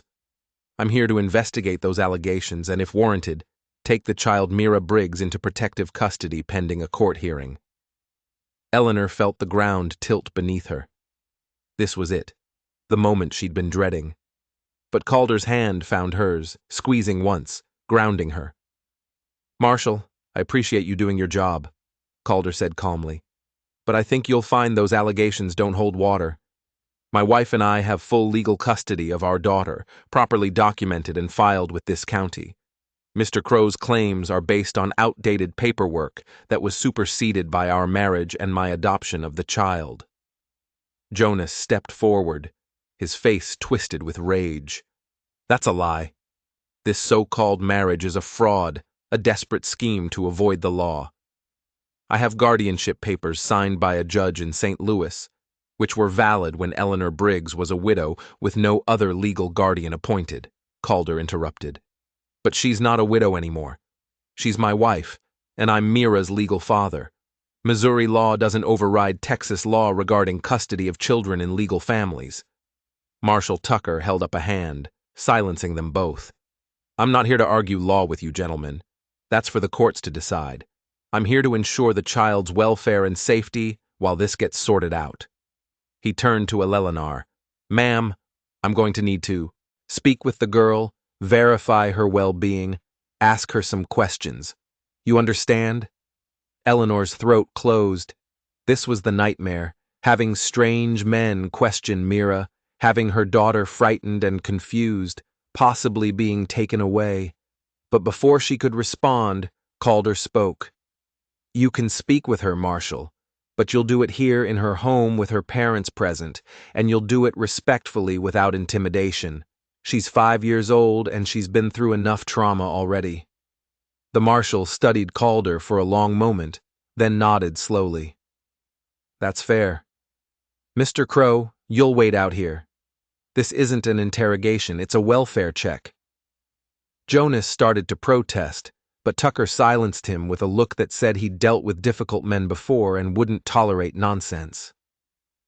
Eleanor felt a small spark of hope. The marshal seemed like a reasonable man, someone who might actually listen to truth instead of just enforcing whatever the loudest voice demanded. They brought Mira out to the porch, Eleanor carrying her because the child had gone rigid with fear when she'd heard strange voices. Mira buried her face in her mother's shoulder, trembling. Marshal Tucker removed his hat and knelt down on the porch, bringing himself below Mira's eye level, a gesture that reminded Eleanor painfully of the way Calder had first approached her daughter. Some men understood how to seem less threatening to frighten children. "Hello there, Mira. My name is William. Can you look at me for just a moment?" Slowly, Mira turned her head, peeking out at the marshal with wide, dark eyes. "That's good. I'm not here to hurt you or scare you, I promise. I just want to make sure you're all right. Can you tell me if you're being treated well here?" Mira nodded, still pressed against Eleanor. Can you use words, sweetheart? Are these people kind to you? Yes. Mira's voice was barely above a whisper. Mama and Papa called her are very kind. Papa called her? Tucker glanced at Calder, then back to Mira. Is that what you call Mr. Boone? Yes, he's my papa now. My real papa went to heaven, but Papa Calder takes care of us. He gives me honey when I'm sick and teaches me about horses and reads me stories before bed. The words came faster now, as if once started Mira couldn't stop, and he makes Mama smile, and he never yells, and he said, nobody will take me away because I'm his daughter, and he protects what's his. Tucker's expression softened. He looked at Calder with something approaching respect, then turned back to Mira.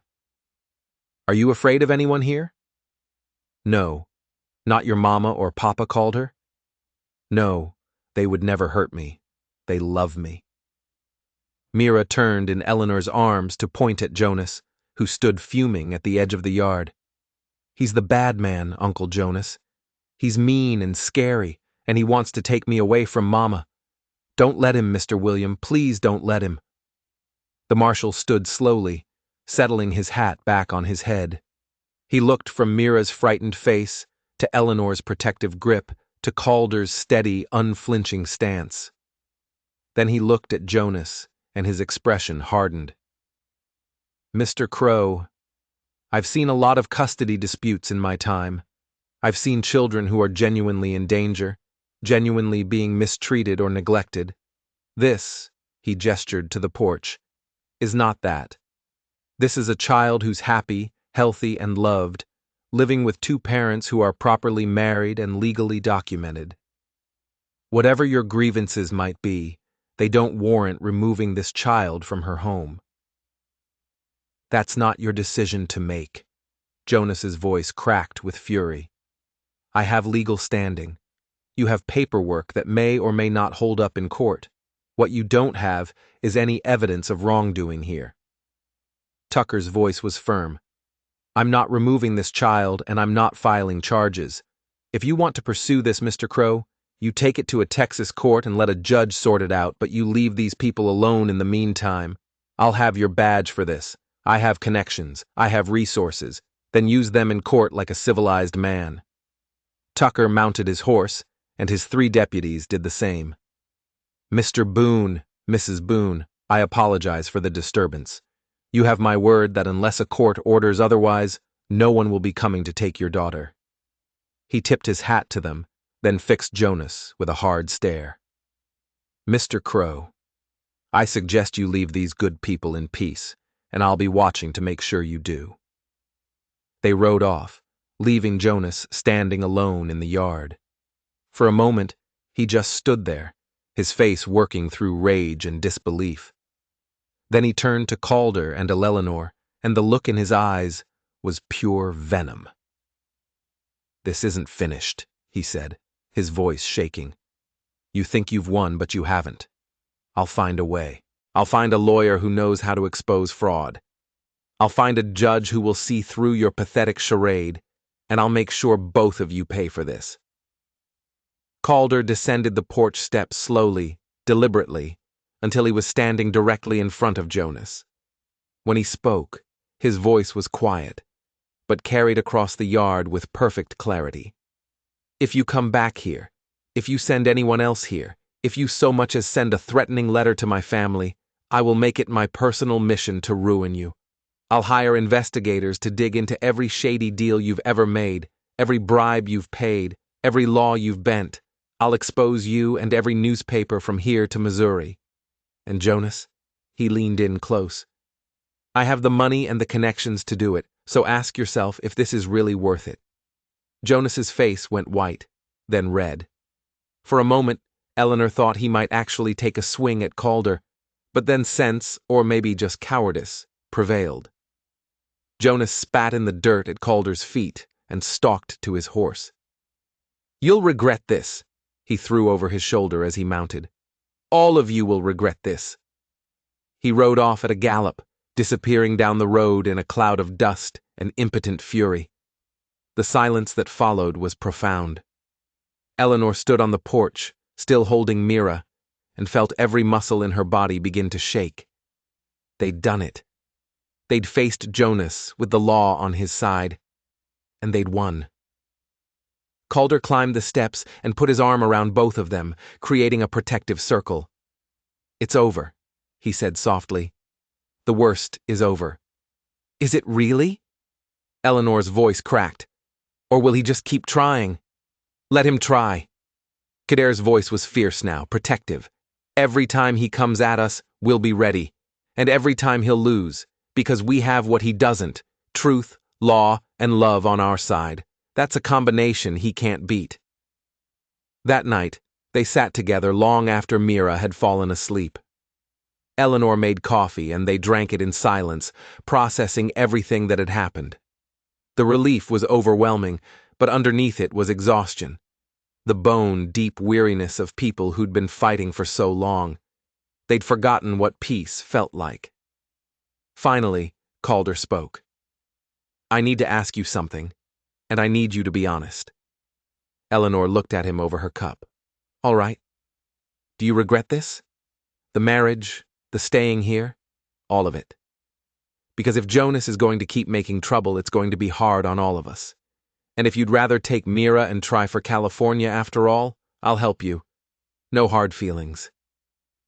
Eleanor sat down her cup and looked at this man who'd given them everything. Safety, family, a future without asking for anything in return, except the chance to protect them. She thought about the past weeks, about watching Mira bloom like a flower finally given sun and water, about learning to trust again, about the tentative roots they'd begun to put down in this place. "No," she said firmly, "I don't regret it. This is home now for both of us, and we're not leaving."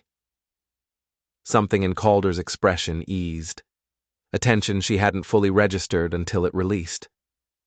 "Good," he said quietly, "because I don't want you to leave either of you. This house was just walls before you came. Now it's a home."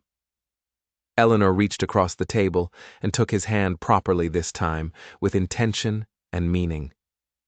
"Thank you, Calder, for everything, for being the man you are."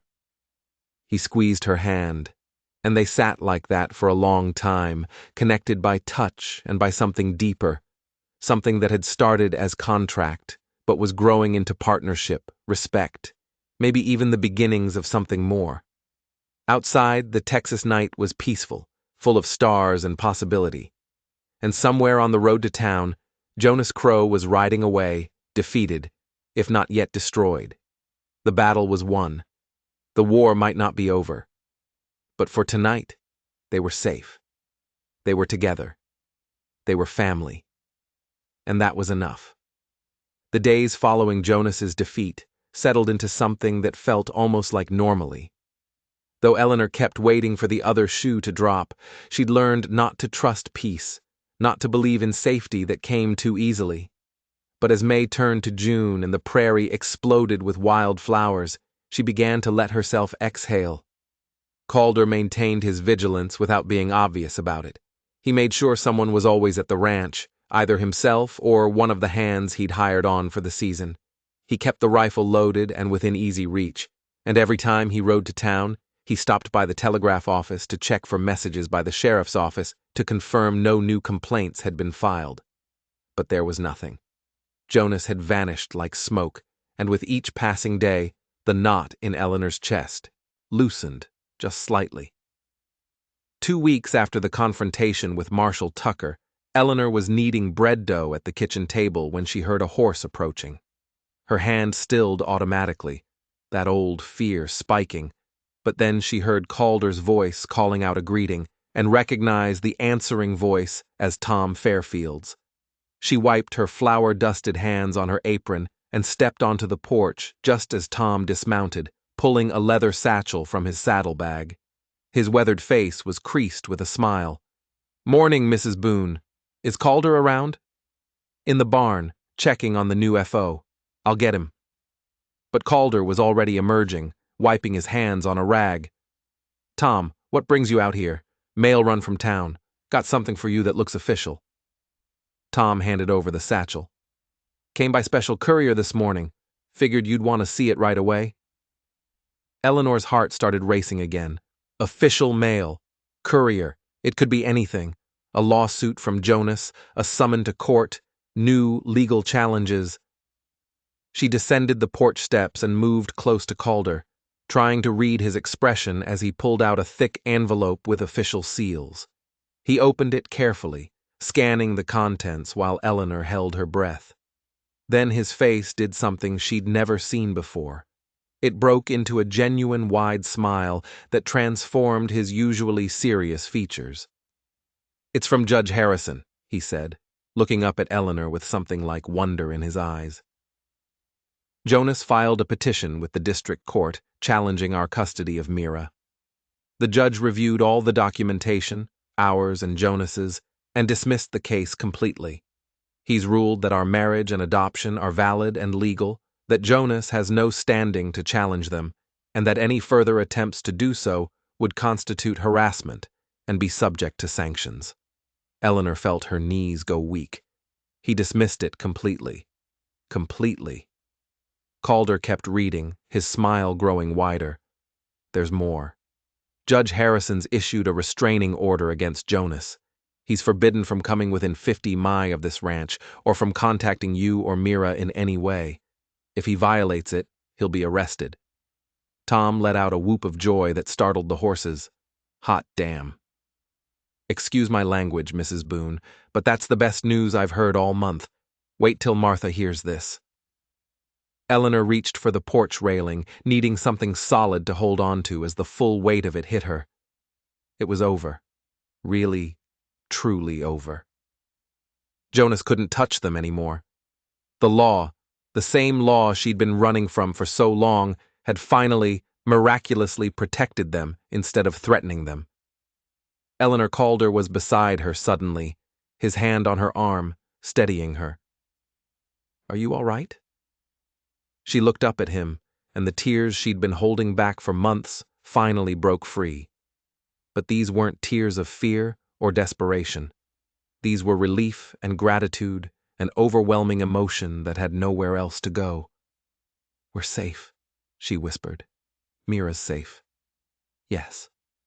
Calder pulled her into an embrace that was brief but solid, his arms strong around her. "You're both safe now. I promised you that, and I meant it." Eleanor let herself lean into him for just a moment, accepting the comfort and strength he offered. Over his shoulder, she could see Tom beaming at them both, clearly pleased with himself for delivering such good news. When they separated, Eleanor wiped her eyes and laughed, a sound that felt rusty from disuse, but genuine. "I should tell Mira she should know she doesn't have to be afraid anymore." They found Mira in the bedroom playing with her doll and singing softly to herself. When Eleanor told her the news in simple terms, that Uncle Jonas couldn't come back, that a judge had said Mira belonged with Mama and Papa called her forever, the child's face lit up with an expression of pure joy that made Eleanor's heart ache. "Forever?" Mira asked, as if testing the word. "Like real forever, not just pretend." "Real forever?" Calder confirmed, kneeling beside her. "You're my daughter now in every way that matters. No one can change that." Mira launched herself at Calder with such force that he had to catch himself against the wall to keep from toppling over. She wrapped her small arms around his neck and held on like she'd never let go. "I love you, Papa Calder," she said into his shoulder, her voice muffled but clear. Eleanor watched Calder's face transform, saw the sudden shine of tears in his eyes, the way his jaw clenched as he fought for composure, the fierce tenderness with which he held Mira close. "I love you too, little one," he said roughly. "More than you know." That evening, after Mira had been tucked into bed and the excitement had settled, Eleanor found herself restless.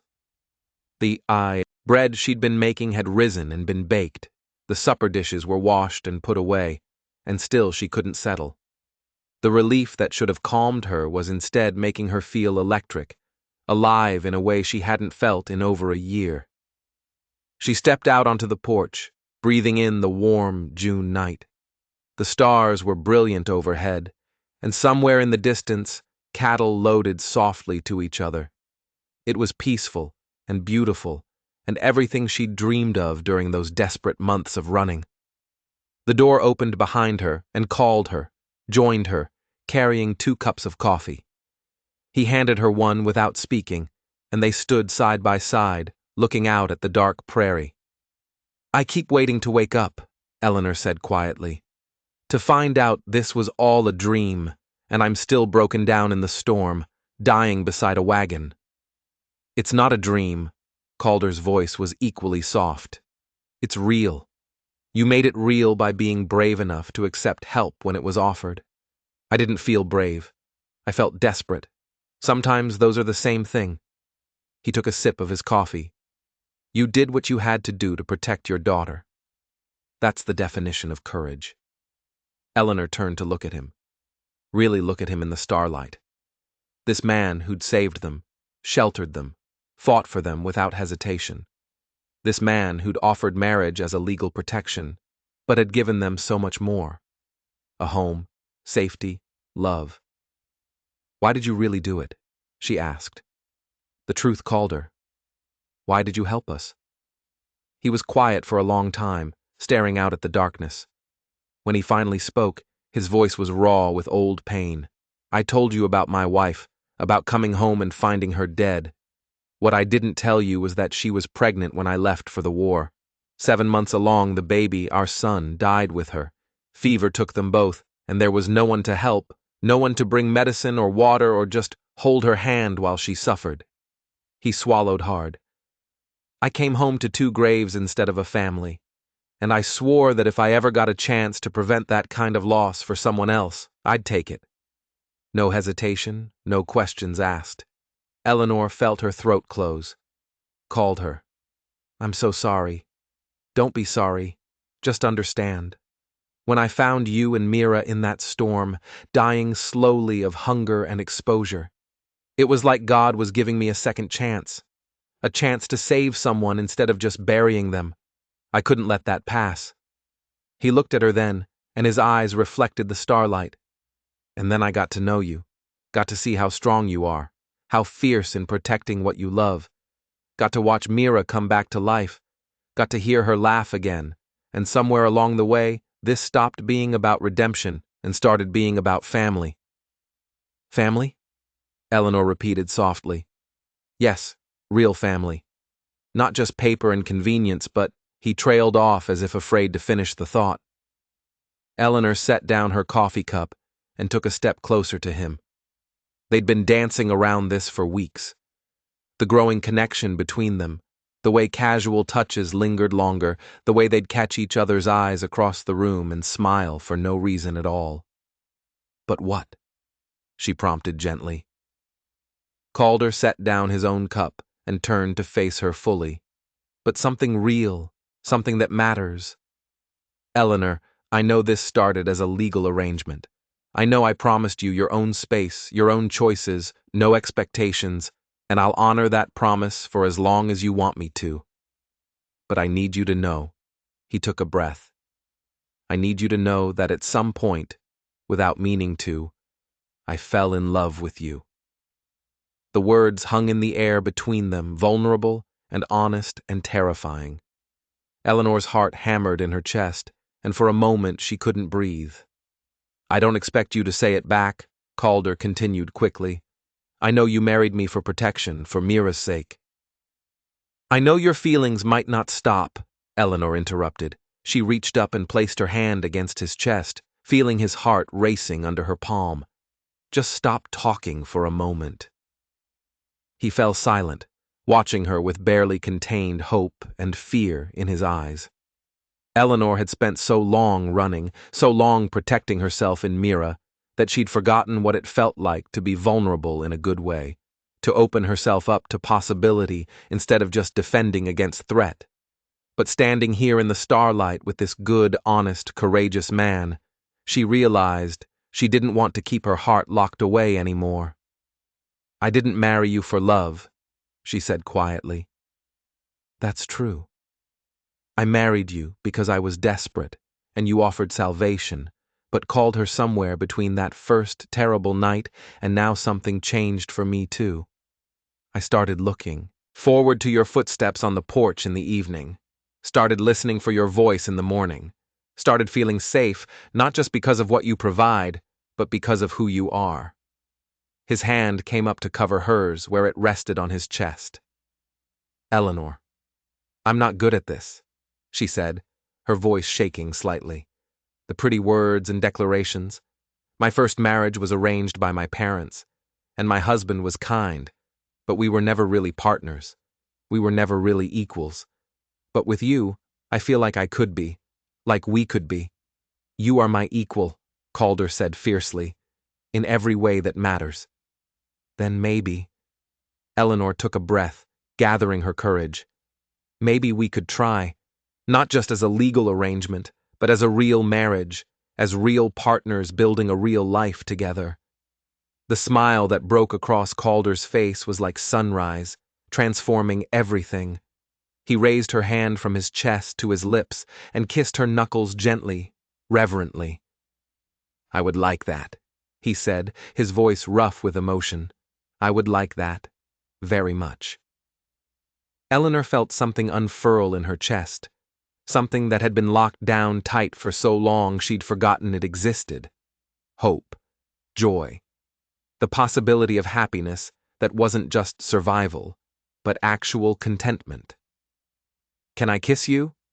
Calder asked, and the fact that he asked that he gave her the choice made Eleanor love him even more.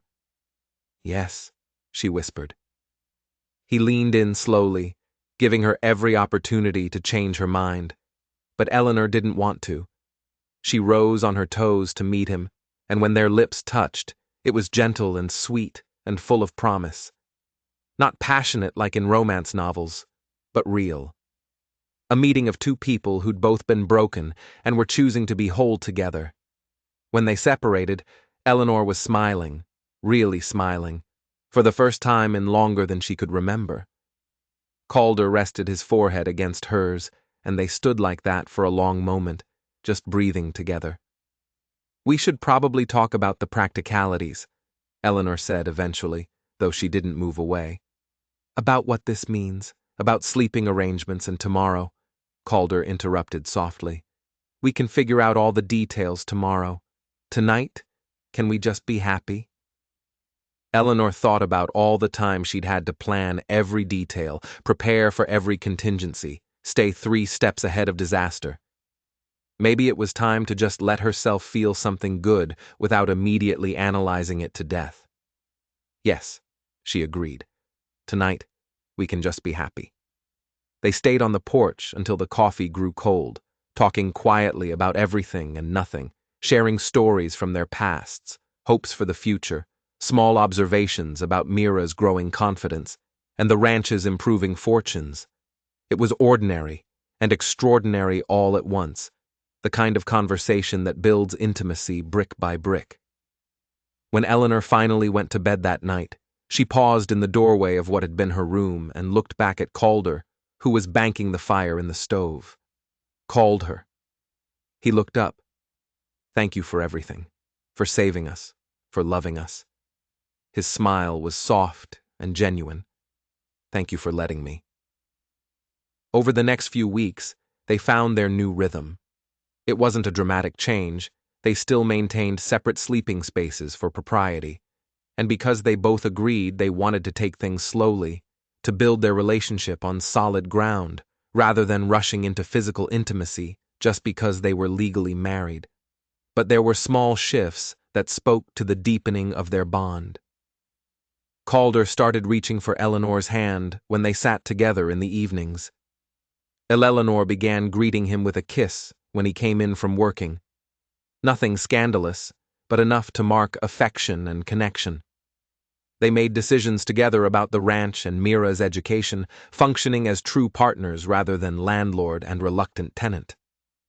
Mira, with the uncanny awareness children possess, seemed to sense the change in the atmosphere between her parents and bloomed even more.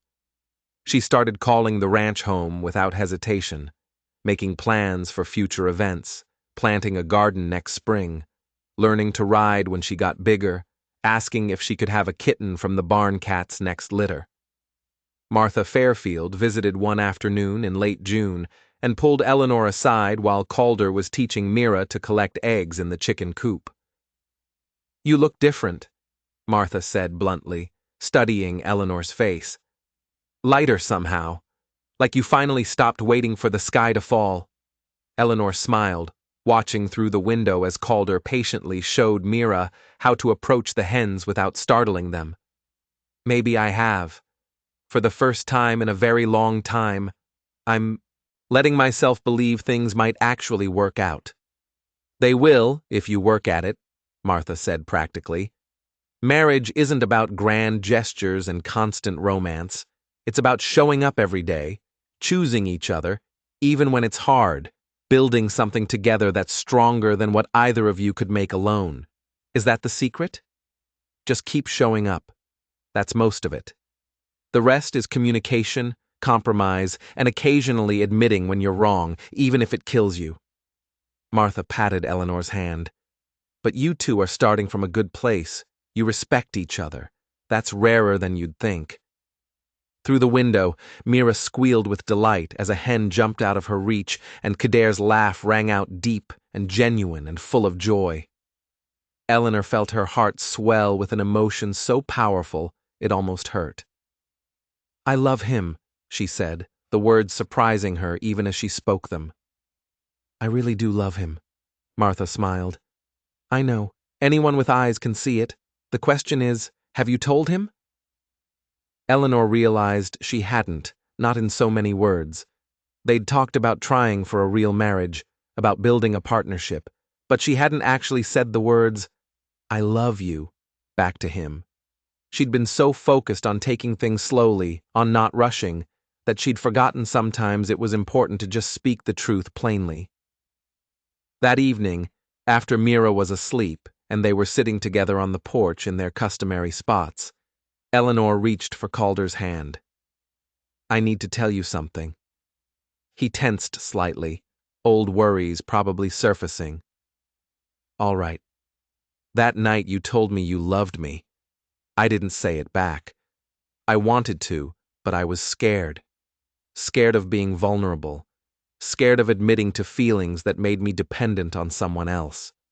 Scared that if I said the words out loud, something bad would happen to take it all away." She squeezed his hand. "But I'm tired of being scared, so I'm saying it now. I love you, Calder Boone. I love who you are. How you make me feel safe and respected and valued. I love how you are with Mira, how patient and kind and strong. I love that you gave us everything and asked for nothing in return. I just love you." Calder's eyes shone in the lamplight. He lifted her hand to his lips again, kissing it with such tenderness that Eleanor felt tears prick her own eyes. "I love you too," he said, though she already knew. "More every day. You and Mira are the best things that ever happened to me. Even though we brought chaos and danger and legal trouble into your peaceful life," he laughed. Especially though this house was too quiet before you came. Now it's full of life and laughter and love. That's worth any amount of trouble." They sat together as the stars came out, making quiet plans for the future. Calder wanted to expand the cattle operation, maybe hire another hand or two. Eleanor was thinking about starting a vegetable garden, maybe some chickens beyond the few they already had, contributing to the ranch's productivity in ways that suited her skills. They talked about Mira's education, whether to hire a tutor or wait until she was old enough for the small schoolhouse in town. They were building something, Eleanor realized, not just surviving, but actually creating a life together. It was terrifying and exhilarating all at once. 3 days later, Eleanor was mixing biscuit dough for supper when Calder came in from town earlier than expected, his face serious, but not worried. He carried a newspaper folded under his arm. "Eleanor, you should see this." She wiped her hands and took the paper he offered. It was the St. Louis Gazette, several weeks old, but still readable. Calder pointed to a small article on the third page. "Local man arrested for fraud and embezzlement," read the headline. Eleanor's eyes skimmed the text, her heart beginning to race. Jonas Crow had been arrested in St. Louis on charges of embezzling funds from the estate he'd been managing, the same estate that included Mira's inheritance. Apparently, an investigation triggered by his failed custody attempt had uncovered years of financial misconduct. He was currently awaiting trial and facing significant prison time. Eleanor read the article twice, making sure she understood. Jonas wasn't just defeated. He was destroyed. His corruption exposed, his freedom in jeopardy, his ability to threaten them utterly eliminated. "It's really over," she breathed. "This time, it's really truly over." Calder wrapped his arms around her from behind, resting his chin on top of her head. "Yes, and more than that, the estate investigation means they'll recover the money Jonas stole. Mira's inheritance will be protected, probably even increased with penalties and interest. When she turns 18, she'll have something substantial waiting for her." Eleanor turned in his arms, looking up at him. "We should tell her, not the complicated parts, but that Uncle Jonas can never bother us again, that he can't hurt anyone else."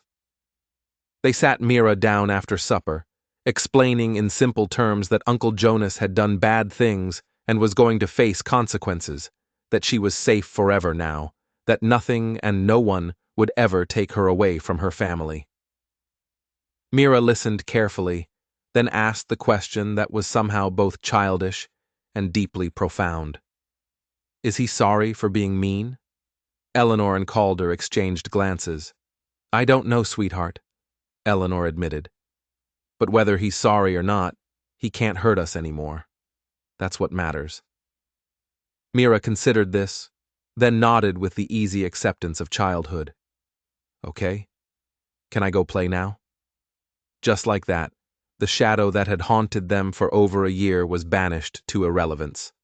Mira went back to her dolls without a second thought, already moving on in the way children could when they felt truly secure.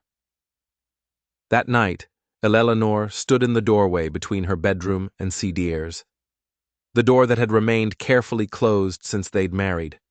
She'd been thinking about Martha's words, about showing up and choosing each other, about building something together.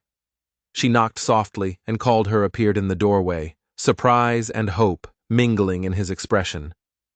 "I was thinking," Eleanor said quietly, conscious of Mira sleeping in the room down the hall. "We've been taking things slowly, building trust and partnership, and that's been good, necessary even. But we're married, Calder, really married now, in heart as well as paper, and I don't want to sleep alone anymore." Calder's eyes darkened with emotion. "Are you sure?" "There's no rush, Eleanor. I meant what I said about not expecting. I know what you said, and I'm grateful for it. But I'm also sure." She reached out and took his hand. "I want to share a room with my husband. I want to fall asleep next to you and wake up beside you. I want all of it," Calder. "A real marriage in every sense." He pulled her close, holding her tight. "Then you'll have it. Everything I am, everything I have, it's yours. It's been yours since the moment you said yes." Moving Eleanor's belongings from one room to another was a simple task that felt monumentally significant. They did it together the next morning, while Mira helped. The child delighted by this visible sign that her parents were truly together now. "Are you going to have a baby?" Mira asked, with the blunt curiosity of a 5-year-old. And Eleanor nearly dropped the armful of dresses she was carrying, called her cough to cover a laugh, then knelt beside Mira. "Maybe someday, if we're blessed with one. Would you like a little brother or sister?" Mira considered this seriously. "Only if they don't touch my dolls." Eleanor and Calder exchanged amused glances over her head. The thought of a baby of expanding their family was both thrilling and terrifying. But it was also possible now in a way it hadn't been before, when every day was about survival rather than building a future. As June faded into July, the ranch flourished. The cattle were thriving. The garden Eleanor had planted was producing vegetables in abundance. And Calder had successfully negotiated contracts with 2 buyers in Fort Worth that would bring substantial income come fall roundup.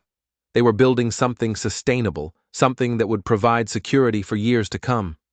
But more than the material success, the emotional landscape of the ranch had transformed.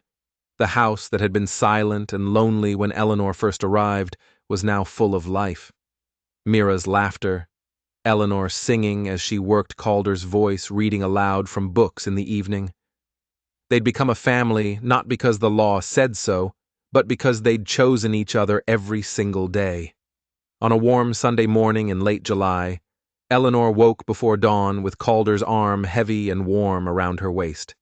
She lay still for a moment, savoring the peace of it, the simple rightness of being held by someone she loved and trusted completely.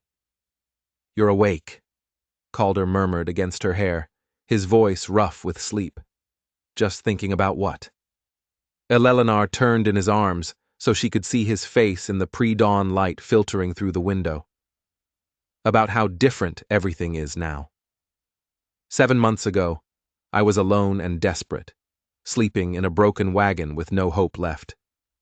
Now I'm here with you, with a home and safety and love. Sometimes I can barely believe it's real." Calder's hand came up to cup her cheek. "It's real. We're real. And Eleanor." He paused as if weighing his words carefully. "I want you to know you didn't just give me a family. You gave me a purpose, a reason to build something beyond just getting through each day. You made me believe in the future again." Eleanor kissed him softly, pouring everything she felt into the gentle contact. When they separated, she smiled. "I didn't give you anything. We gave it to each other. That's what partnership means." They lay together, watching the sun rise through the window, painting the room in shades of gold and pink. Somewhere in the house, Mira would wake soon and come padding out in her nightgown, looking for breakfast and attention. The day would unfold with its usual rhythms, work and meals, and small domestic tasks that somehow added up to a life. It wasn't the life Eleanor had imagined for herself when she was young and foolish. It was better. It was real and hard-won, and built on foundations of trust and choice rather than expectation and obligation. "What are you thinking now?" Calder asked, watching her face. "That I'm happy," Eleanor said simply. "After everything, after loss and fear and desperate running, I'm genuinely completely happy. I didn't think I'd ever feel this way again." Calder pulled her closer, and Eleanor settled against his chest, listening to the steady beat of his heart. Outside the ranch was waking up, cattle lowing, birds singing, the wind moving through the prairie grass. It was the sound of home. "I love you," she whispered. "I love you too," Calder replied. "Both of you, my girls, my family." They had survived the storm and found each other. They had faced down threats and overcome them together. They had built something from nothing, transformed desperation into hope, turned a legal arrangement into a love story. And the best part, the most miraculous part, was that this was just the beginning. The future stretched before them full of possibility and promise. And for the first time in years, Eleanor wasn't afraid to face it. She was ready. They were ready together. The letter arrived on a Thursday morning in early August, carried by a courier who'd ridden hard from Fort Worth. Eleanor was hanging sheets on the line when she saw the dust cloud approaching, and her first instinct was still that old, familiar dread. Even though they'd had months of peace, even though Jonas was in prison awaiting trial, her body remembered danger and responded before her mind could catch up. But Calder emerged from the barn with his easy, confident stride. And when he took the letter from the courier and read the return address, his face broke into a smile that eased Eleanor's tension immediately. "It's from Judge Harrison," he called to her. "And it's thick. Must be official documents." Eleanor abandoned the laundry and hurried over, wiping her damp hands on her apron. Calder waited for her before opening the envelope, a courtesy that still made her heart warm even after months of such small gestures of partnership. Inside were several official-looking papers and a personal letter in the judge's neat handwriting. Calder read the letter aloud while Eleanor scanned the legal documents over his shoulder. The news was better than they could have hoped. The investigation into Jonas's embezzlement had concluded, and he'd been found guilty on multiple counts of fraud and theft. He was sentenced to 10 years in prison with no possibility of early release. More importantly, the court had ordered full restitution of all stolen funds, plus damages and interest. The executive managing the recovery process had written to inform them that Mira's inheritance had been fully restored and actually increased substantially. Jonas had been skimming from the estate for years before William's death, and all of it was being returned. "There's more," Calder said, his voice thick with emotion. He held up another document. "Judge Harrison has issued a permanent order terminating any and all claims Jonas Crow might have had regarding Mira. Even when he's released from prison, he'll be legally barred from contacting her or you. It's over, Eleanor. Completely and permanently over." Eleanor felt her knees go weak, and Stair steadied her with his free arm around her waist. After all this time, after all the running and fear and desperate fighting, it was truly finished. Jonas was gone, his threats neutralized, his ability to harm them destroyed utterly. "I need to sit down," she managed. They sat together on the porch steps, still reading through the documents, making sure they understood every detail. The trust that would hold Mira's inheritance until she turned 18 was being managed by a reputable firm in St. Louis, with quarterly statements to be sent to Eleanor and Calder as Mira's legal guardians. The amount was substantial, enough to ensure Mira's future education, a good doughy when she married, or capital to start a business if she chose. Everything William had wanted for his daughter, everything Jonas had tried to steal, was now secured forever. "What are you thinking?" Calder asked, watching Eleanor's face. "I'm thinking about William," she admitted. "My first husband. He was a good man, just not a strong one. He couldn't stand up to Jonas, couldn't protect us, the way we needed protecting, but he loved Mira so much, and he wanted her to have every opportunity." She looked down at the trust documents. "I wish he could know she's safe now, that his brother didn't win." Calder took her hand, threading his fingers through hers. "Maybe he does know. Maybe wherever he is, he can see that his daughter is loved and protected and has a future full of promise. And maybe he's grateful that someone stepped in to finish what he couldn't." Eleanor leaned her head on Calder's shoulder, feeling the solid strength of him, the quiet certainty that had become her anchor. "I hope so. He deserves that peace." They sat together in comfortable silence until Mira came running from the barn where she'd been helping one of the ranch hands feed the horses. Her face was flushed with exertion and joy, her dark hair escaping from its braid, and she looked so healthy and happy that Eleanor's heart ached with gratitude.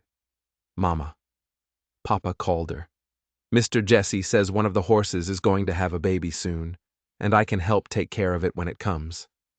Can I please?" Calder scooped her up and settled her between them on the step. "Of course you can.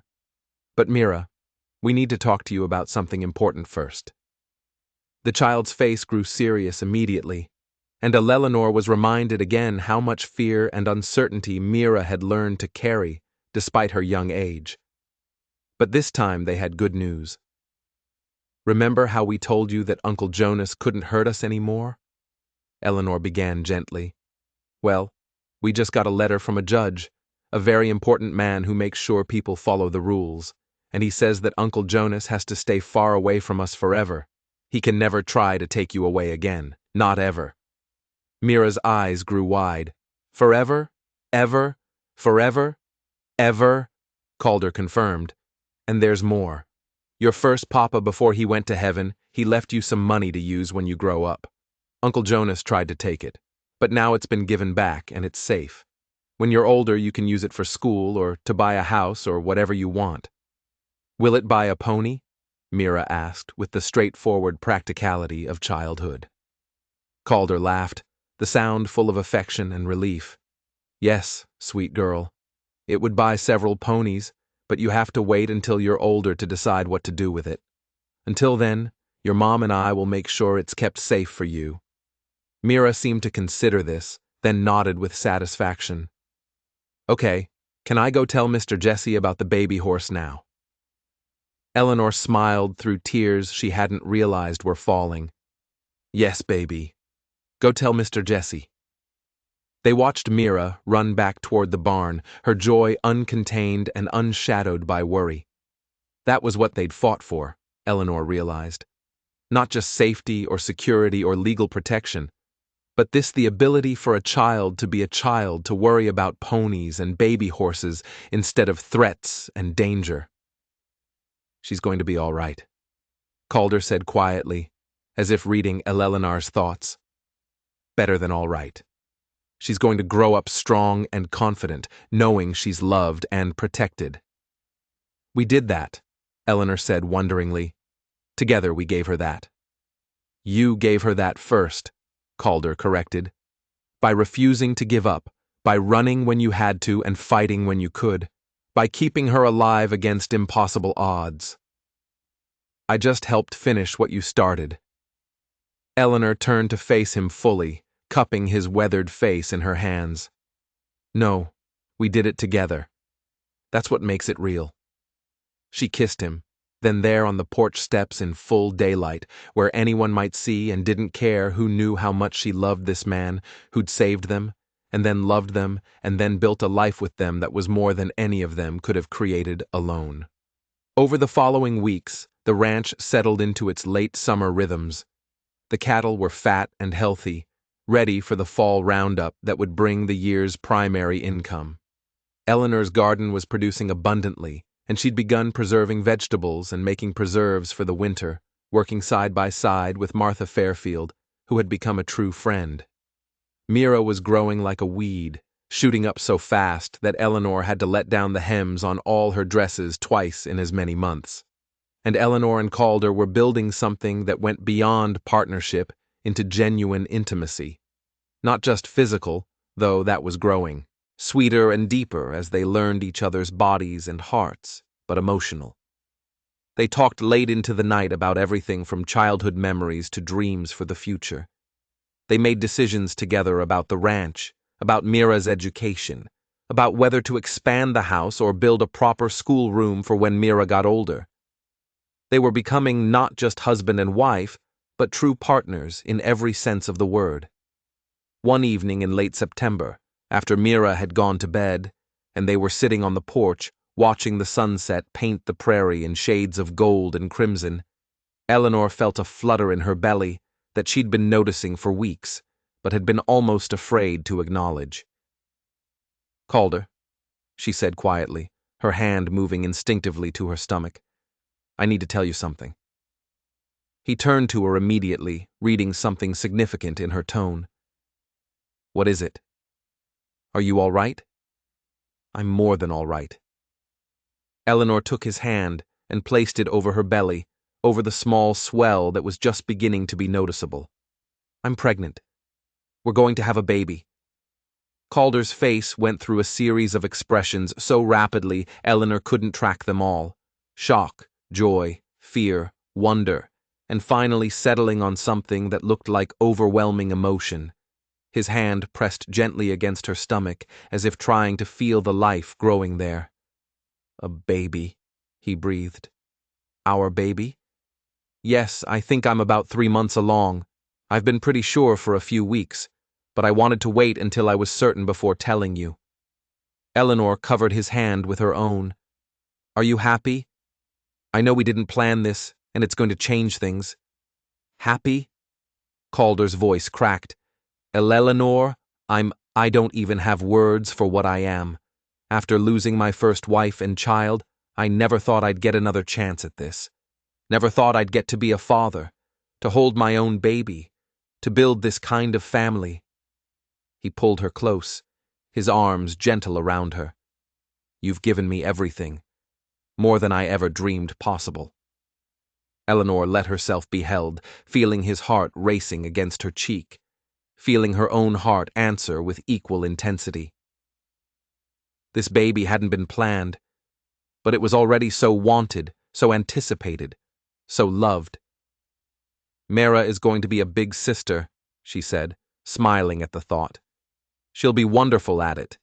She'll be bossy and overprotective and probably try to mother the baby constantly, Calder predicted with a laugh. And she'll be perfect. They told Mira the next morning over breakfast, and the child's reaction was everything they could have hoped for. She squealed with delight, immediately demanding to know if it would be a boy or girl, when it would arrive, if she could help take care of it, and whether it would like horses as much as she did. "We won't know if it's a boy or girl until it's born," Eleanor explained, pulling Mira onto her lap. "But the baby should arrive sometime in March, when spring is just starting. And yes, you can absolutely help take care of your little brother or sister. Being a big sister is an important job." "I'll teach them everything," Mara declared with complete confidence. "How to feed chickens and brush horses and find the best rocks by the creek. And I'll make sure nobody is mean to them ever." Calder caught Eleanor's eye over Mira's head, and they shared a smile full of hope and contentment.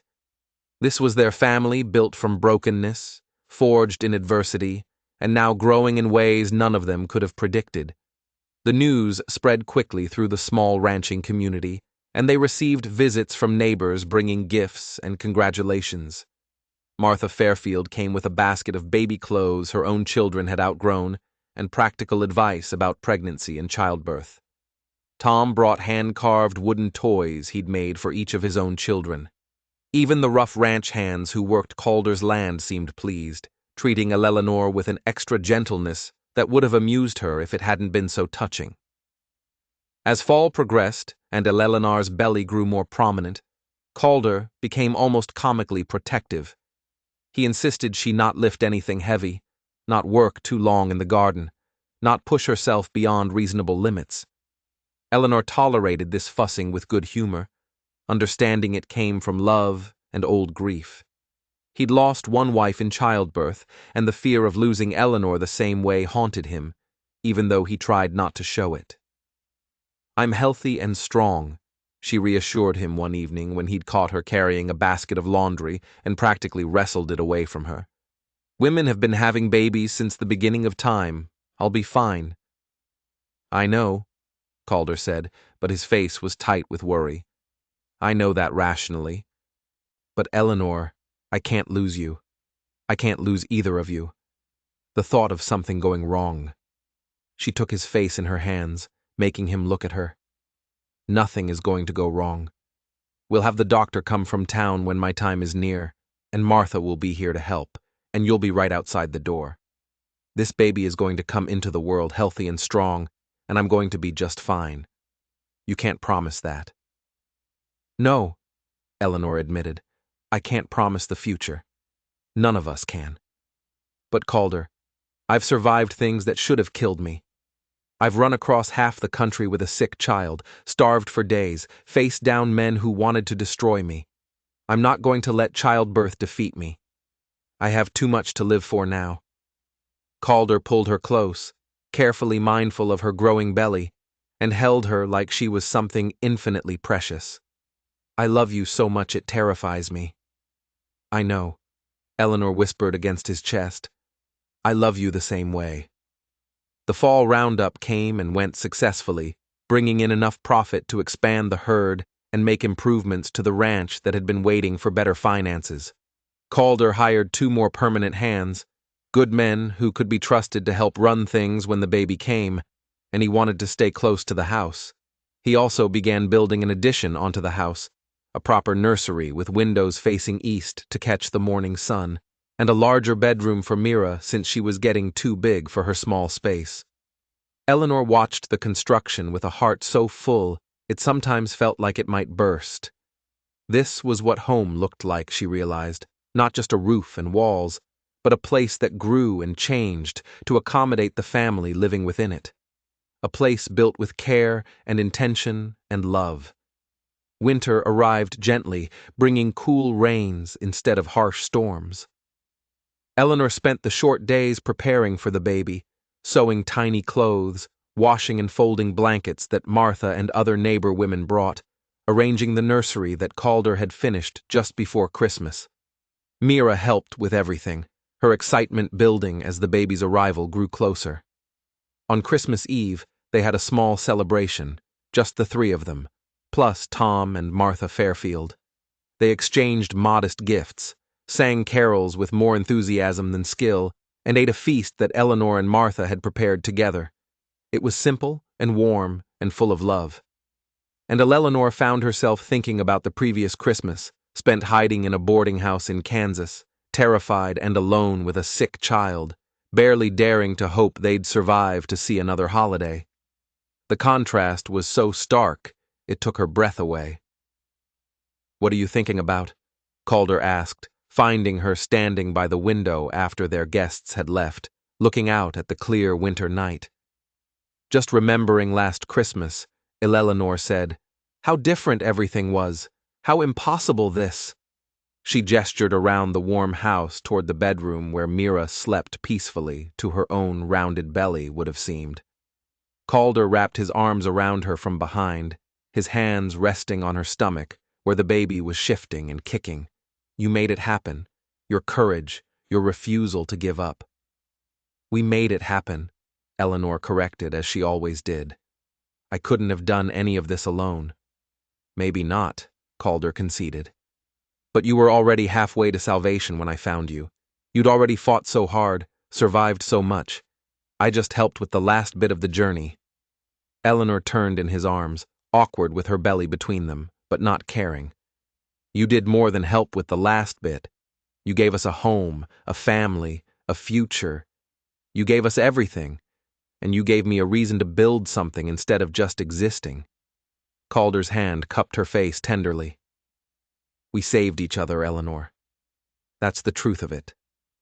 They stood together by the window, watching snow begin to fall in soft, gentle flakes that caught the lamplight and turned to gold. Mira was asleep in her new, larger bedroom.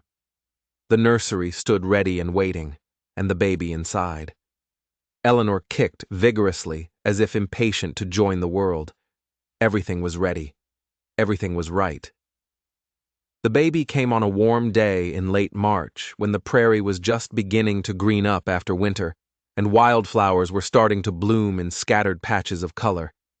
Eleanor's labor started before dawn, gentle at first, but building steadily in intensity as the sun rose. Calder sent one of the hands racing for the doctor and Martha, then stayed by Eleanor's side, holding her hand, wiping her forehead, supporting her through each contraction with a steadiness that belied the fear Eleanor could see in his eyes. "I'm all right," she kept telling him between pains. "This is normal. Women do this every day." "I know," he said, but his grip on her hand was almost painfully tight. Martha arrived first, bustling in with the competent authority of a woman who delivered 6 children of her own and assisted with countless others.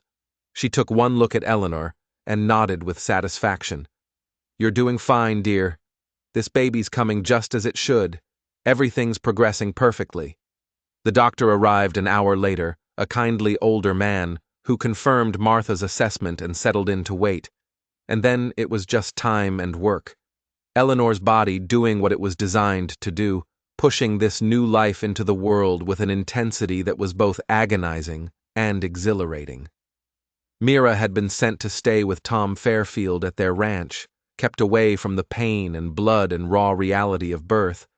But Eleanor could hear her in her mind anyway, could imagine her daughter's excitement and anticipation. That thought sustained her through the hardest parts, through the moments when pain consumed everything, and she wondered if Calder had been right to worry after all. But then, as afternoon light slanted golden through the bedroom window, the baby came, slipping into the world with a lusty cry that announced life and health and perfect normality. The doctor caught the infant confidently, and Martha was there immediately with warm blankets. "It's a boy," the doctor announced with a smile. a healthy, strong boy. Eleanor collapsed back against the pillows, exhausted and elated and overwhelmed. A boy, a son, Calder's son. Calder, she managed. Bring Calder. He was there before the words finished leaving her mouth, as if he'd been hovering just outside the door the entire time. His face was pale, his eyes haunted with old fears. But when he saw Eleanor alive and well and smiling, the relief that washed over him was so powerful, it seemed to make him taller. "You did it," he breathed. "You're all right. I told you I would be." Eleanor held out her arms. "Come meet your son." Martha placed the baby in Eleanor's arms, and then Calder was beside them both, staring down at the tiny red-faced infant with an expression of such complete wonder that Eleanor felt tears stream down her face. "He's perfect," Calder whispered. "He's absolutely perfect." The baby was perfect. Small and pink and crying with healthy lungs, his tiny fists waving in the air as if already fighting the world. He had Calder's nose and Eleanor's dark hair. And when he finally stopped crying and opened his eyes, they were deep blue like the prairie sky. "What should we name him?" Eleanor asked. They discussed names over the winter, but never settled on anything definite, wanting to wait until they saw the baby to decide what fit. Now, holding her son while her husband looked on with unbridled love, Eleanor knew exactly what his name should be. "William," she said, "for my first husband, who loved Mira so much, but never got to see her grow up and called her for his middle name, so he carries both fathers with him." Calder's eyes filled with tears. William called her Boone. "It's a strong name for a strong boy," Eleanor agreed. "One who will grow up knowing he's loved, knowing he's safe, knowing his family will protect him no matter what." The doctor and Martha left eventually, after making sure both Eleanor and the baby were healthy and comfortable. Calder sent word to Tom to bring Mira home, then sat beside the bed, holding Eleanor's hand while she held their son. "I was so afraid," he admitted quietly.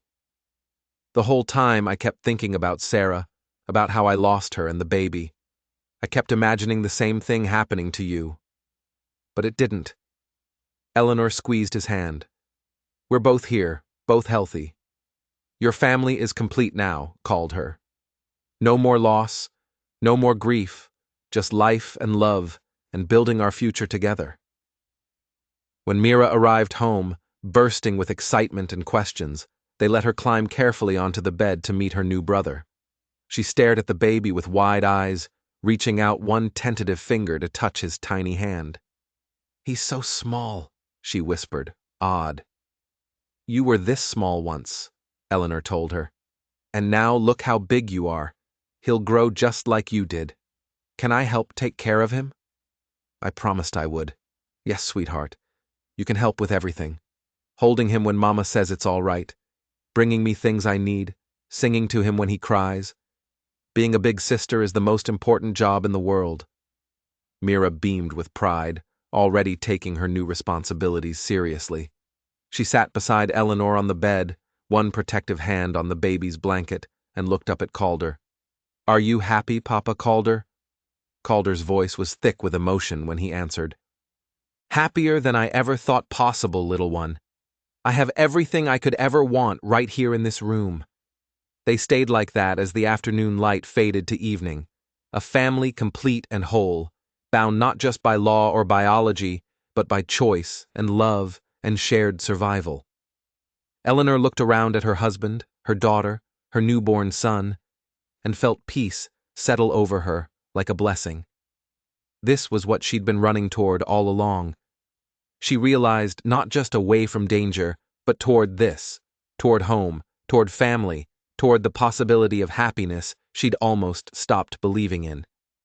The weeks that followed were a blur of sleepless nights and constant feeding, of learning to care for a newborn while managing a household and an energetic 5-year-old.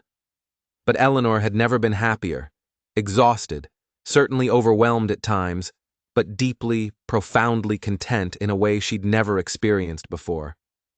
Calder was an involved, devoted father, taking the baby from Eleanor whenever he could so she could rest, walking the floor with William in the middle of the night when the infant fussed, changing diapers with the same calm competence he brought to everything else.